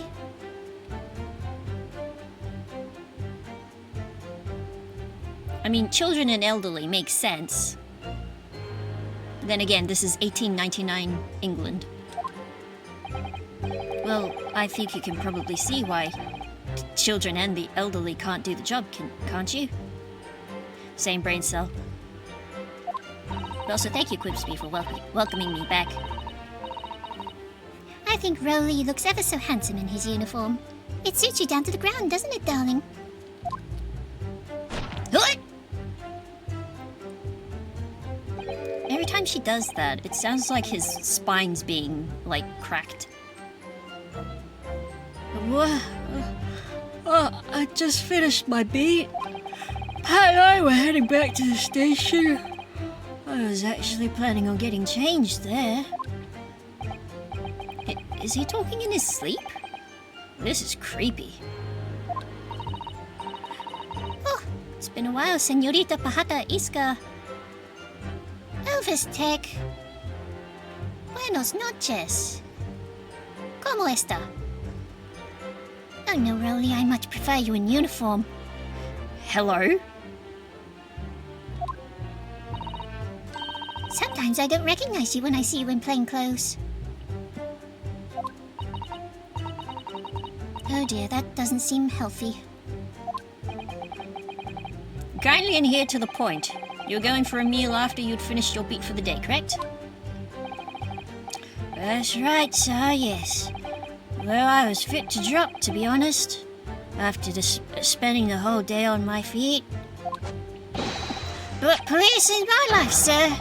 As long as I'm the proud owner of this, I'll serve my city and my queen to the end. What's that now? My warrant card, sir. Proof that I am a London copper. Finally have some time to pass here. Awesome. It has the noble founding principles of the force written on it, as a reminder to all us policemen of our sworn duty.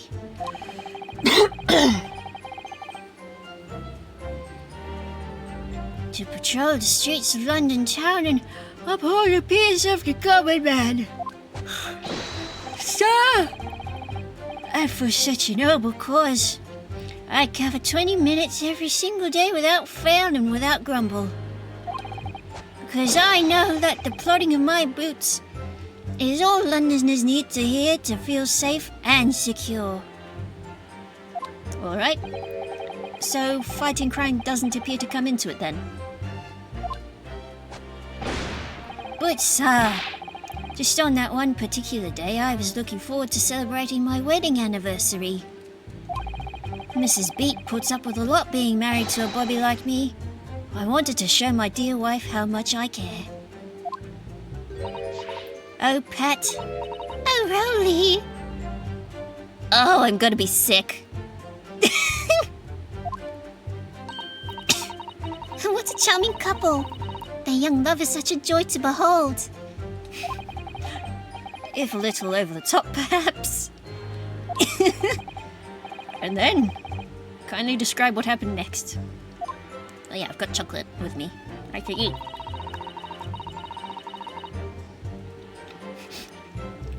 I'm not jaded, you're jaded.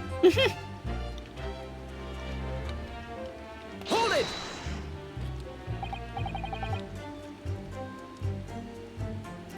Two silhouettes.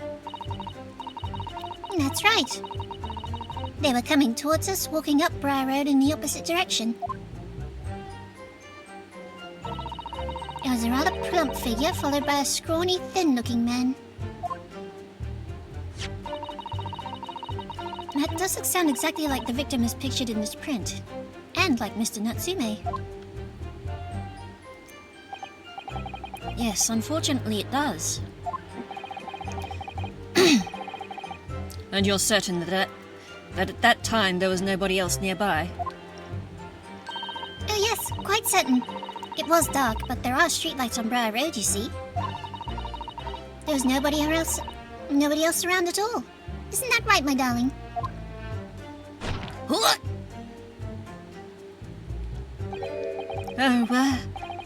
Oh, yes, that's right, of course. There was light fog on the ground, but Briar Road's dead straight. You could see a fairly long way down the pavement. And then there's the street lighting as well. I didn't see any other pedestrians.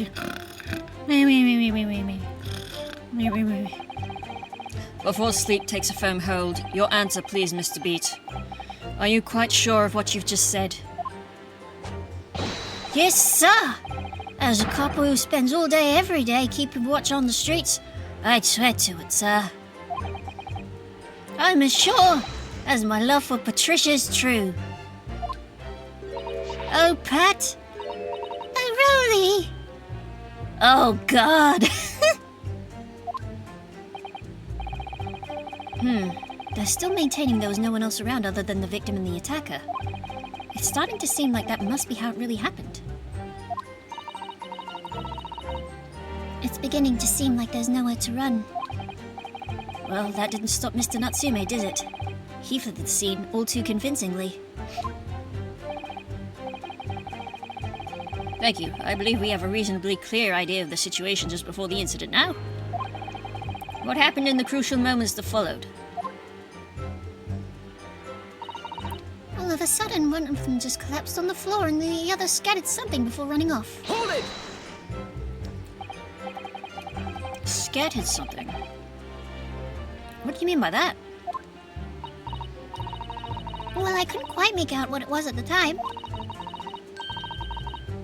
But when we got closer, we realized what it was. Didn't we? Didn't we, darling? What? What? Oh, yes, that's right. It was some old books. I see, old books. Yes, sir! The culprit had dropped a number of them all around where the victim lay on the pavement. Indeed, as clearly pictured in this photographic print. That rotten Japanese man did that when he did that. He did that when he did the deed. Oh, that was too many D's.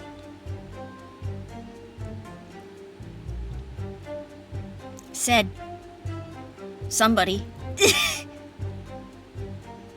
Said the dictionary writer. Hold it! To the thesaurus. Let's not forget that it remains to be established that the defendant was indeed the attacker. But we saw him. It was the man in the dock without question, sir. The moustache, the hunchback. The cat eyes, the short mouth, snub nose, everything. Any more insults you want to throw in?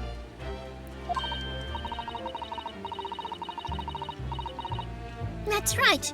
He looked down at that poor defenseless woman with those terrifying, intense eyes, and then suddenly threw his books onto the pavement and ran away.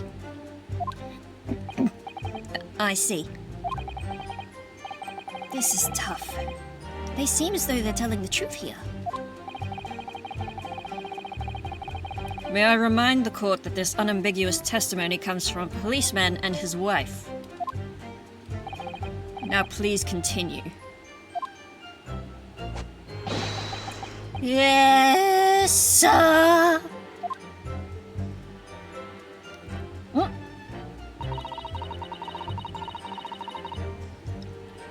Nearby police box, you say? Hold it! Was it your husband who went to fetch help? No, I went. I may not be an officer myself, but I am the proud wife of one, after all. Isn't that right, my darling?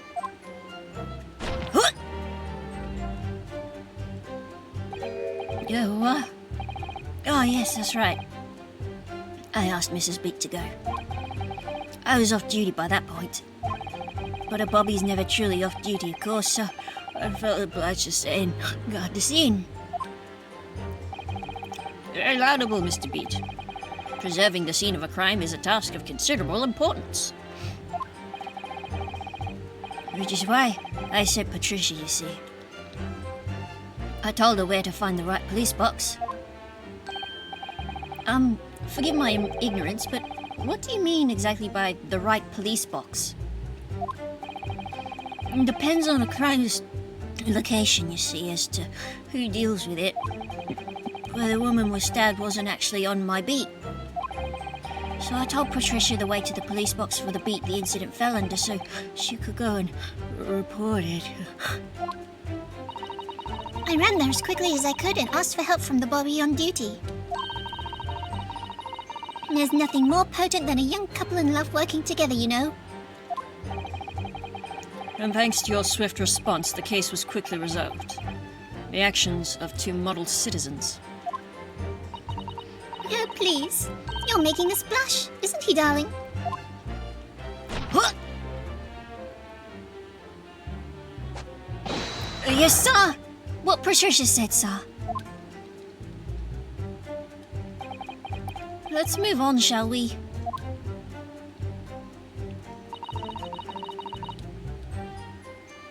Definitely that. Wait, did we get... We did not. Okay. Hold it! But surely you wouldn't have been able to see his face by the light of the gas street lamps, would you? We absolutely could. Us Londoners have exceptional eyesight, I'll have you know. Right. The light from the street lamps was more than enough. And my husband already told you that the fog was only light, didn't he? Yes, and what of the fog? We're famous for it across the globe, I believe. But it's an absolute menace to those of us who have to live with it, of course. Oh, it is, it is. When it's thick, you can't even see the hand at the end of your own arm.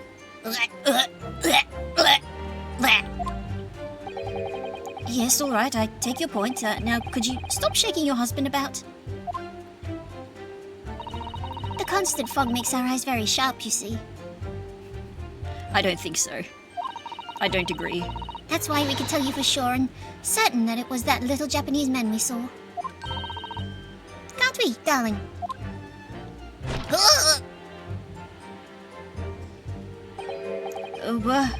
Oh, yes, it was the accused, and no mistake. The moustache, the hunchback, the cat-like eyes, the taut mouth, snow. Yes, unmistakable, sir! As far as this couple's testimony is concerned, there can't be any question that it was Saseki-san that they saw running away from the scene of the crime. Shit! So that's it, is it? That's their entire testimony? What do you think, Mr. Naruhodo? Well, I hate to admit it, but on hearing the testimony, it really does seem as though Mr. and Mrs. Beat saw what they say they saw. Mr. Natsume running away from the scene on Briar Road that day. Yes, I feel the same. So if that's true, where does it leave us? Down the Thames without a paddle, I think.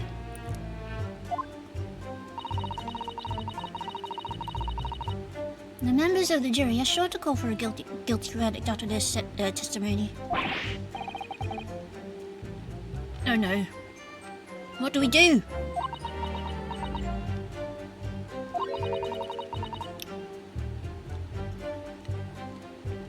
If Kazuma-sama... if Kazuma-sama were here...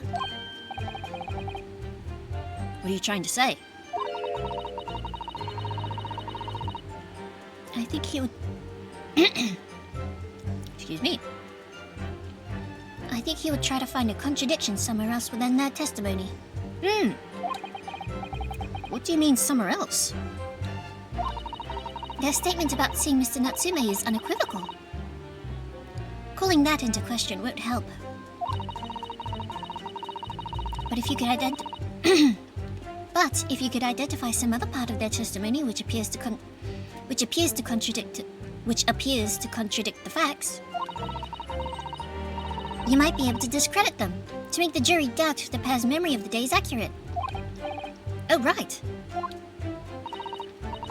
Put simply, we must focus on finding a discrepancy in these statements somewhere.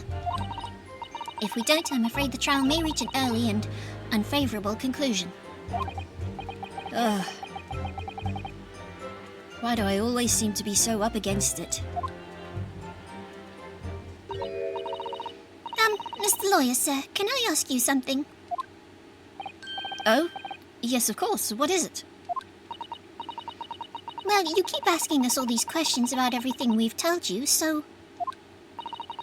It seems like you don't believe our testimony. Is that right? Is it? Well, out with it! What? No! No, it's really not that at all. My husband's a police runner, remember? And I know what I saw. I remember every last detail, everything. Like... I know. What about the books the men dropped? I could tell you the names of every single one I could. Every single one. And you dare to question how reliable my testimony is? That'll do, Mrs. Beat. No, it won't do at all. That Japanese lawyer has no idea what I'm capable of. Even if I decide to forgive him for insulting us, don't think for a minute that Rolly will. I forgive you. God damn it, Rolly. I really don't mean to cause offense. Please, put your husband's fists down.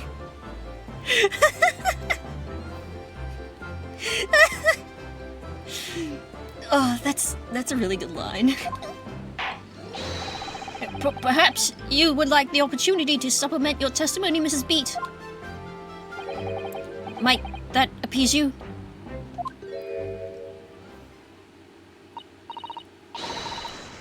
Thank you, my lord. That would settle things nicely. Wouldn't it, darling?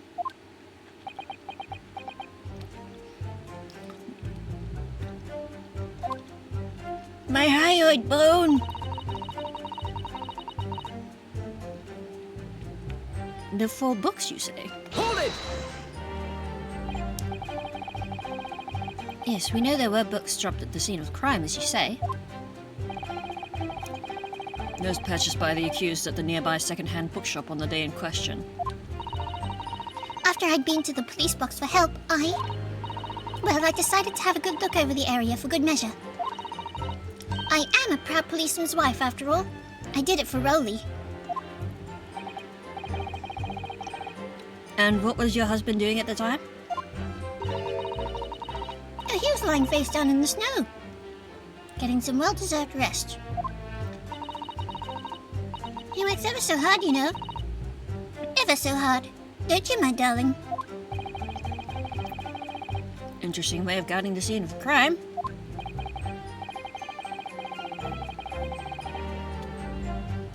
Well, Mrs. Beach, seeing as you've regaled the court with tales of your powers of recollection, would you be so kind as to recount the titles of the books you observed at the scene? I'd be happy to. Now, are you all listening? There was the picture of Monsieur Somebody or Other, and What's It Yearnings. Then there was, a meal for someone, and the last one was definitely the Thingamies something. Ah, yes, powers of recollection, indeed. You see?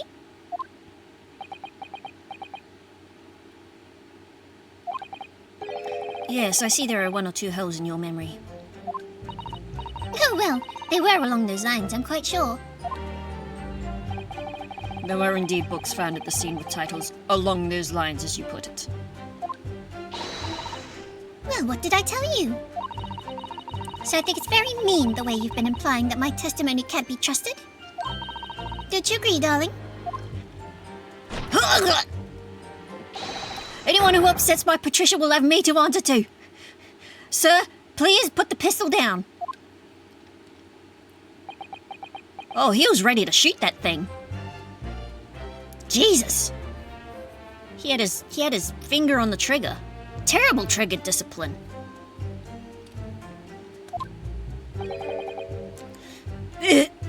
Terrifying.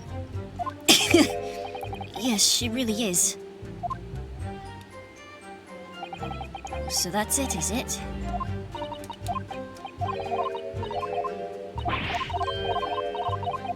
I know what to do here.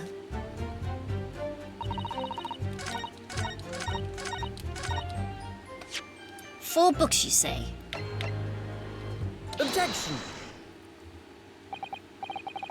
So you're saying that there were 4 books? That's right.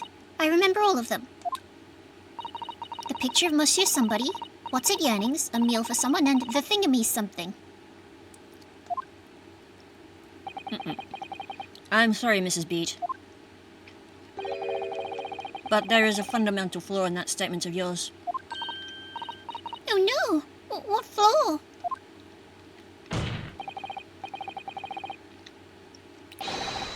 Simply at the scene of the crime, there were only 3 books, not 4. What? This is the receipt from the bookshop where the defendant bought his books. Your books? And it details Mr. Natsume's purchases that day. But as you can see, only 3 books were listed. Only 3?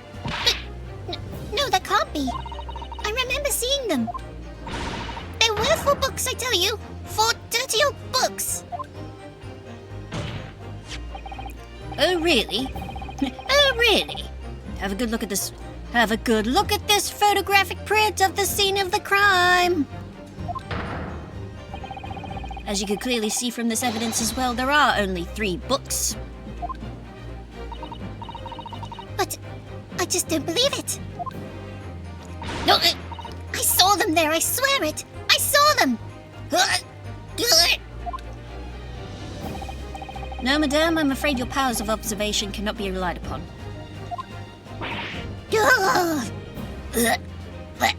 Patricia, my hyoid. So it cannot be it cannot be denied that though you say it was the defendant you saw, you could very well be mistaken. Oh no! Oh no! Oh no! No! No! Objection!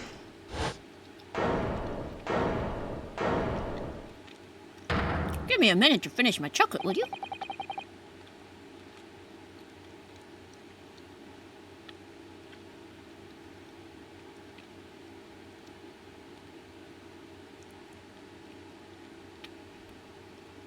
It's plainly evident that it is your powers of deduction that cannot be relied upon, my learned Nipponese friend. What? What cannot be denied is that these 2 witnesses saw the accused running from the scene. A fact that you know very well you have no hope of disproving. Ah! So you've striven to avert attention from that by dint of some inconsequential discrepancies? Would that be fair? Hey Venzies, out of curiosity, what is the actual title of the Thingamese something? I'm curious. Ugh, He sees right through me. but your plan has somewhat recoiled against you. What are you talking about? It's quite simple. Let me explain with a toast. Ka-ching! The toast is ready. To the policeman's wife and her entirely accurate testimony, in every respect. Oh! You see, the matter is not up for debate. At the scene on Briar Road, a total of 4 books were most definitely found. Objection! But what about the photographic print? It only shows 3 books. Quite right. Only 3 can be seen in that print. That print? You mean to say... Of course! They wouldn't just take a picture of the woman's back alone. Allow me to present another, one that shows the victim's hand. The Lion's Pride. I don't believe it. Now, where have we heard that title before? It's the fourth book. It's not coming to me, you know. As you'll observe, the fourth book was hidden from view in the original print by the victim's torso. No! No! Ugh. My clavicle! Order! Order! There! You see? Look at that! Look! Good! That! Patricia! My hyoid! You're squeezing my hyoid! Yes. It's just like I said, isn't it, my darling? Ugh. My neck bones. Yes, sir. Patricia's always right, sir. Let us study the receipt for the books purchased by the accused on the day in question. Mrs. Beat, the titles once again, if you please. Oh yes, of course. The picture of Monsieur somebody or other? The picture of Monsieur Lecoq. What's it, Yearnings? Canterbury Yearnings. A meal for someone? A meal for Gaborio, in fact. I learned something the other day. Gaborio was the name of an author from the 19th century. I think he was one of the authors that inspired Arthur Conan Doyle, I think. As the court has just heard, the witness remembers the book titles flawlessly, save a few minor details. Mrs. Beat's powers of recollection can only be described as exceptional. Please tell me he's being sarcastic. Did you hear that, Rolly? The gentleman paid me a compliment. Yes, sir. Flawless, sir. Patricia is flawless. My spine, on the other hand, could do with a bit of fixing. But there are only 3 books on the receipt, and Mrs. Beat mentioned 4. There's nothing surprising about that. Clearly the 4th book is that which is shown in this photographic print. I'm sorry, Counsel, but does that not seem odd? Oops. Why should the 4th book be omitted from the receipt? Because it's not his? It's not odd at all, my lord. Don't say it. As the photograph clearly shows, the 4th book was found in the victim's clutches. Okay. In other words, it belongs to the victim. The victim was holding her own book? I wonder, what became of that 4th book? Obviously, it wasn't overlooked by the investigating officers at Scotland Yard. I have it here as evidence. You'll submit that and the aforementioned photographic print to the court, please, Counsel. My pleasure, my lord.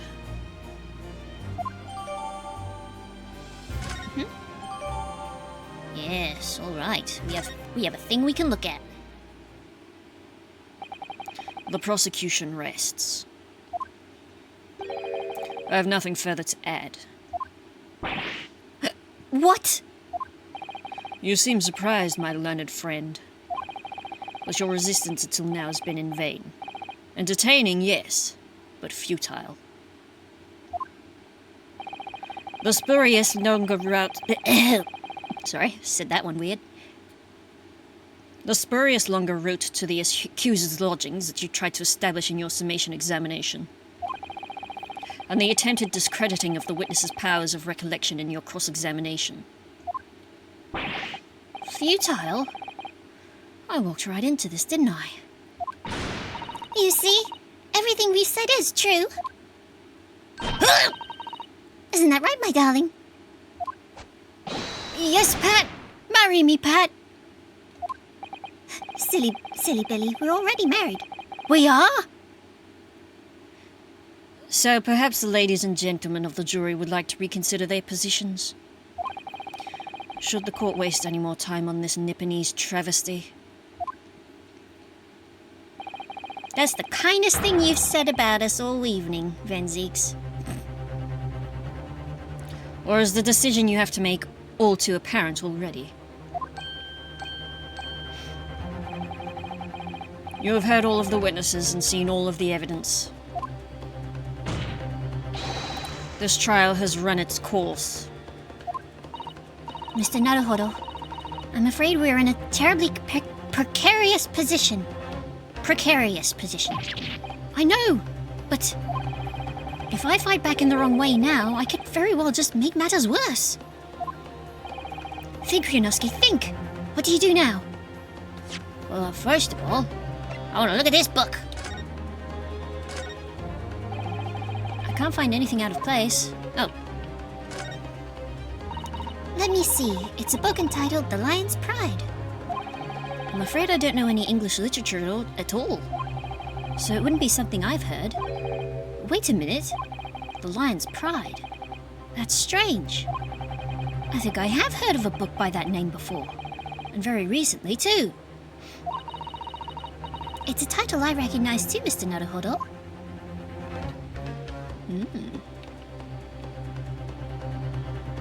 Ooh! Scary. Look at this! The book's been badly burnt. You're right. You'd never be able to read it in this state. Especially not the later pages. What a terrible waste. Judging from the scorched edges of the paper, I think the damage must have occurred very recently. A book recently damaged by fire? Why does that seem to raise a red flag with me?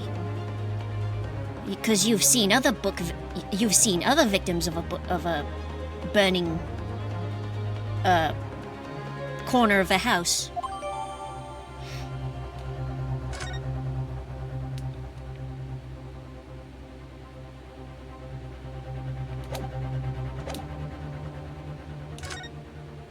Objection! I'm not done yet! No, my learned friend, it's over. That last cross-examination was your final chance to establish a credible defense, and you failed. Well, I'm losing my words. The die has been cast. There's no more room for debate. Well, it might be over. It might be over as far as you're concerned, but I can't think of what to say.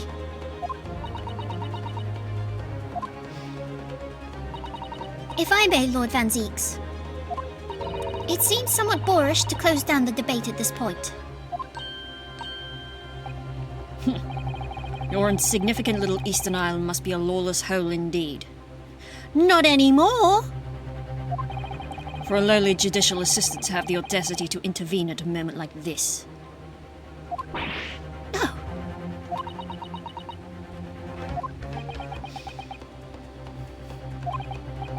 I am, to my shame, still a very inexperienced lawyer.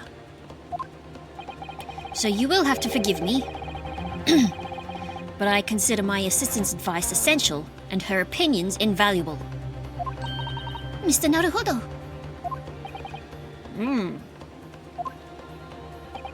One of this land's great guiding principles is tolerance. Which I have not seen in this courtroom at all today. So the court will hear you, madam. Go ahead, Mr. Siddle, please. Very well. Pray, what insight can you give us?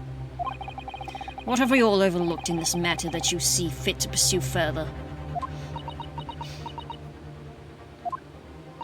Well, the court has been presented with new evidence, but only after the last cross-examination had finished. Cross-examination finished. I keep cutting cross-examination in like half. I see. And you believe this new evidence warrants further examination, do you? Yeah. Mr. Naruhodo, what do you think? It's just possible that this new evidence might be the decisive proof we've been waiting for. The judge is sure to ask the members of the jury to announce their leanings in a moment. And of course, he's sure to ask you to explain what the crucial piece of evidence is and why. So we must take this opportunity to examine the newly presented evidence as thoroughly as possible. I did! I understand. And thank you, Miss Susato. This is it. Susato-san has managed to win us one last chance here. I can't let it go to waste. The defense wishes to present evidence, my lord. Very well. The defense may present one further piece of evidence. Evidence that apparently offers a profound insight into this case and has hitherto been overlooked.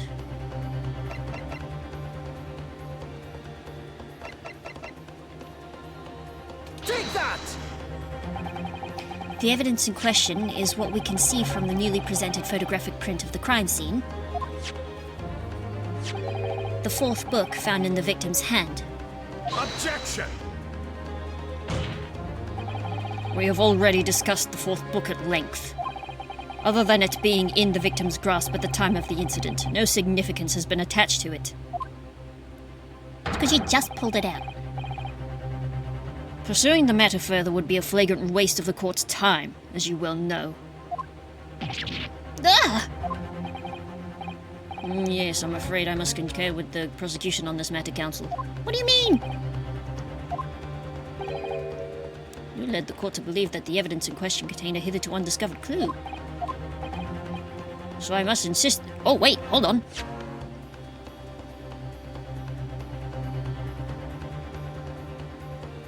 When I afforded you this opportunity, you led the court to believe that the evidence in question contained a hitherto undiscovered clue. So I must insist that you elaborate, counsel. You will identify this clue at once. Do I make myself clear?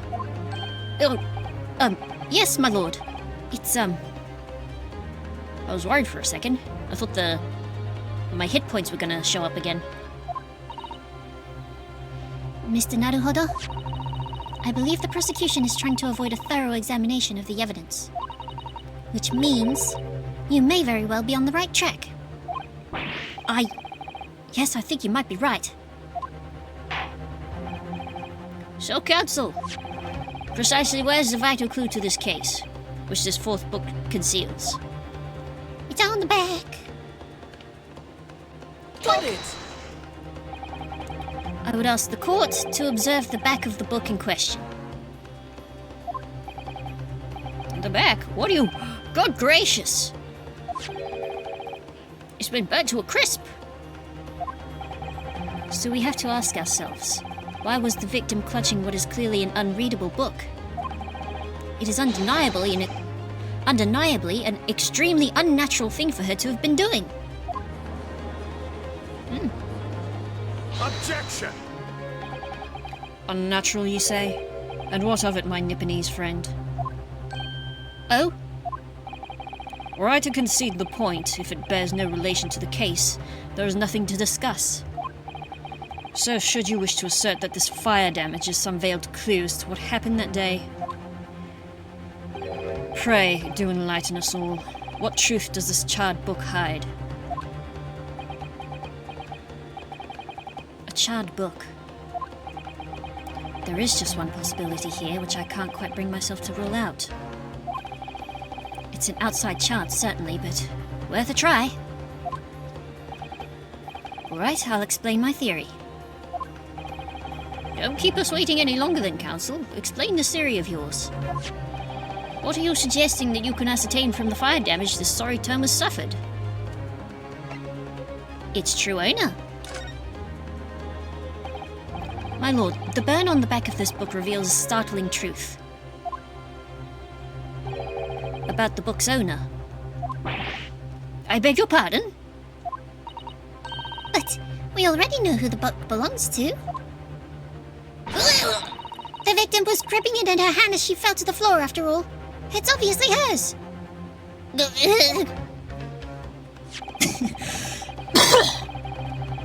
Excuse me. The question of how this book came to be in the victim's hand has yet to be answered.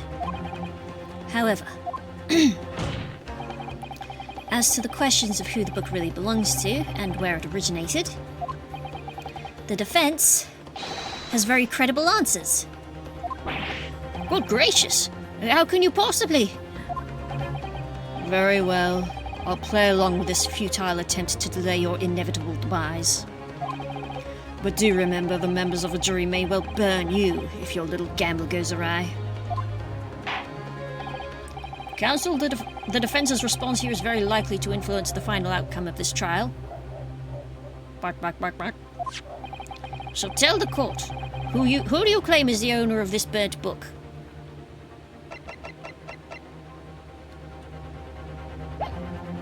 Mr. John Garrideb. Take that! He said it was his favorite book of all. The answer is that the book belongs to the couple who owns the house where the defendant has his lodgings. A certain Mr. and Mrs. Garrideb. The landlords! And whether this is some extraordinary coincidence or some kind of fate at work, I don't know, but... Of all the people in London, one of the 6 chosen for jury duty in this courtroom today is none other than Mrs. Garrideb herself. Oh my goodness. Me? I think you must be mistaken, sir. I'm not Mrs. Garrideb's wife. I'm his maid. She says as she waves her wedding band about in the shape of a sunflower. Things would be so much easier if you would just drop the pretense. Alright then, how about a simple question for you? Have you ever seen this book in Mr. Garrideb's house? I would never presume to know all of the books he keeps, sir. Objection!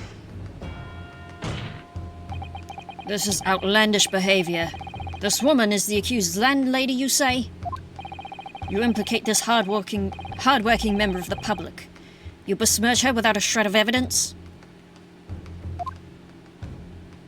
You weren't there. Your actions are unforgivable. Objection! This is not mere conjecture. The defense happens to know that on the day in question, at almost exactly the same time as the victim was stabbed on the pavement below, another incident was taking place in the room on the top floor of Mr. and Mrs. Garrideb's house. Good Lord! What sort of incident, counsel? A fire, my lord.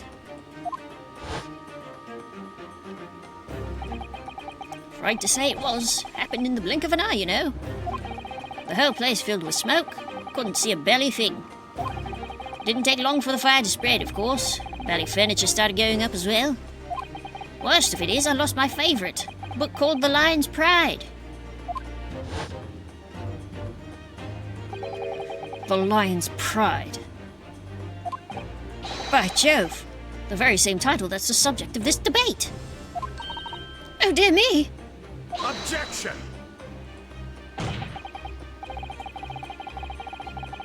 This is risible. All you've told the court is that a book by the same name was involved in a fire. In which case, it would be reasonable to assume that it was burnt to ashes. And entirely unreasonable to infer that it magically removed itself to the scene of the crime. Oh no, I'm sure it was tossed out the window or something. Perhaps it would make more sense if I told you that the cause of the fire was marital discord. Without going into details, it appears that Mrs. Garrideb was considerably enraged. They were having a domestic, as it were. Apparently, she continued to attack Mr. Garrideb even amidst the flames.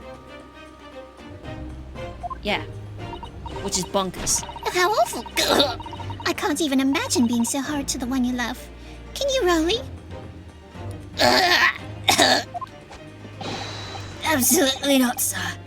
My Patricia would never raise a finger against me, sir. Not without the safe word.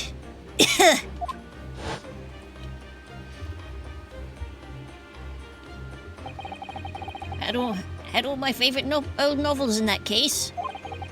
But as soon as the fire got hold of them, that was it. Whoosh! Up in smoke. Then the wife started hurling things at me. So she did. There was I back up against the window under heavy enemy fire. Incendiary books coming 10 to the dozen. The man had his back up against the window, and he had burning books thrown at him. That's right. Goodness gracious. Are you suggesting? That the book was thrown through a window and had landed coincidentally at the scene of the crime? Objection! Well, I don't know. No, a thorough investigation of the surrounding area was conducted that very evening of the incident. And there was no report of the Garadeb's window pane being broken. That's quite true. We also saw no sign of broken glass when we visited the Garadeb household. But is it not conceivable that the window was open at the time and... Not even remotely! Let us not forget the season and the chilling weather that accompanies it. No Londoner would ever leave a window open in the middle of winter. Ah! Does the defense postulate this scenario in all seriousness, counsel? Do you earnestly claim that the book found at the scene was a flaming projectile thrown by Mr. Garadeb's wife? I believe it's a possibility, my lord. That's quite enough. That's quite enough. Well, I hope that everyone can see you for what you are now, you little foreign trickster. Ma'am, you shouldn't even be here. You call yourself a lawyer, but you're just a coward. A mean coward. Really? Claiming that our little tiff set the whole neighborhood alight. Honestly. That's not what we said at all. Implying that I'm merely posing as a maid for appearance's sake. How could you? That is what you're doing. It's nothing to do with this beastly case. Not any of it. All you've done is sully our family's name. No, I assure you that was never my intention. Dragging an upstanding citizen's name through the mud simply to divert attention from your failing defense. I should box your ears, that's what I should do. Utterly unforgivable. Oh! Too right. Here we go. How long have we sat here now listening to this Nipponese spouting out his fancy foreign theories? But think about it. At the end of the day, the only person who could possibly have stabbed the victim is that little hunchback with the moustache. And he ran away from the scene too. All right, settle down. I do declare you're right. It's true. Yes, what did I tell you? Makes sense to me. Sorry? What's that? Oh, for fuck's sake. Well, it would appear that the ladies and gentlemen of the jury are once again in full agreement.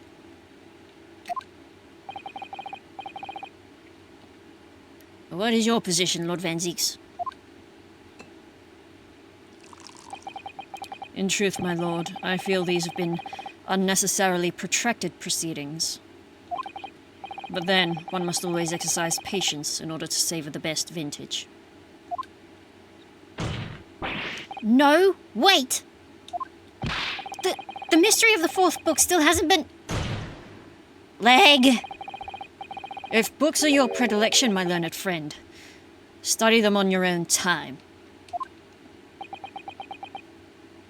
You know the discussion is done when the leg comes out.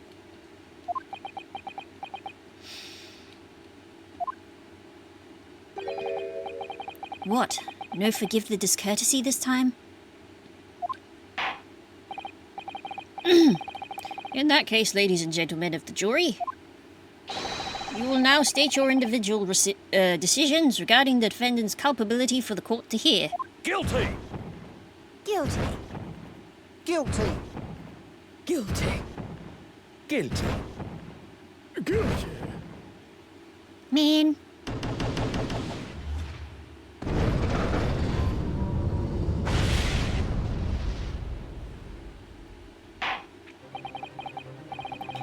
Thank you for that unambiguous response. That's twice now. It's over. No.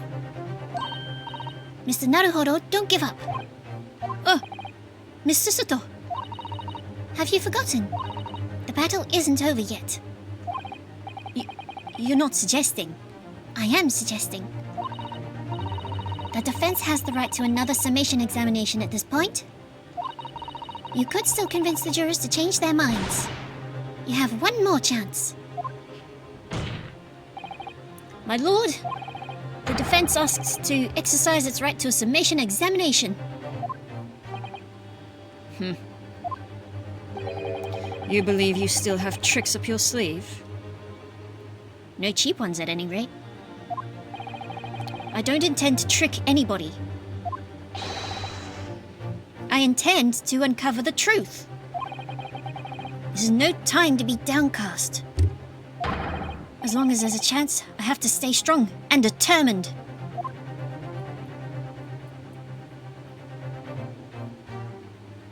Ooh. To be continued. Yes, I will save my progress.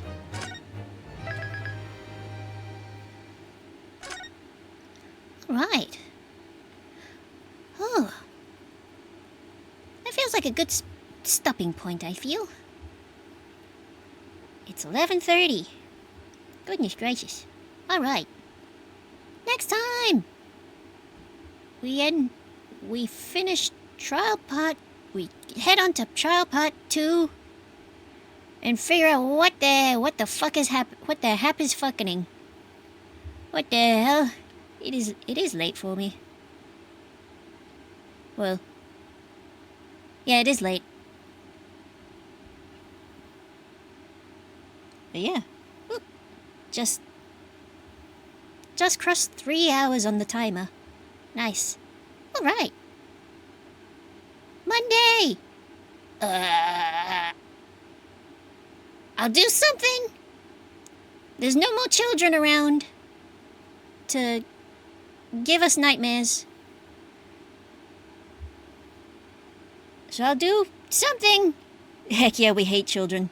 I don't. I love children. It's just the 3 in particular that Mum was taking care of. When there's 3 of them at toddler age, and they're all, you know...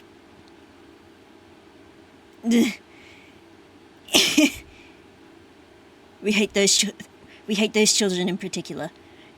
Even then, they're cute. Like, you know, when there's one, when you're just taking care of one, it's fine, right? But then you get more of them at once, very close in age, and it's almost impossible to do alone. It's just too much, and they don't know better. Yeah, exactly. Like, I don't know if they learnt anything from how Mum's been trying to discipline them. Anyway, that's all under the bridge. That's all water under the bridge. We don't ever have to deal with that again. Until then, until Monday, until then, next time. Because God forbid some other tragedy happens. I look into the camera. Anyway. Good night, everyone. Stay safe. Take care of yourselves. And I'll do something. Good night. Pew, pew, pew, pew, pew, pew, pew.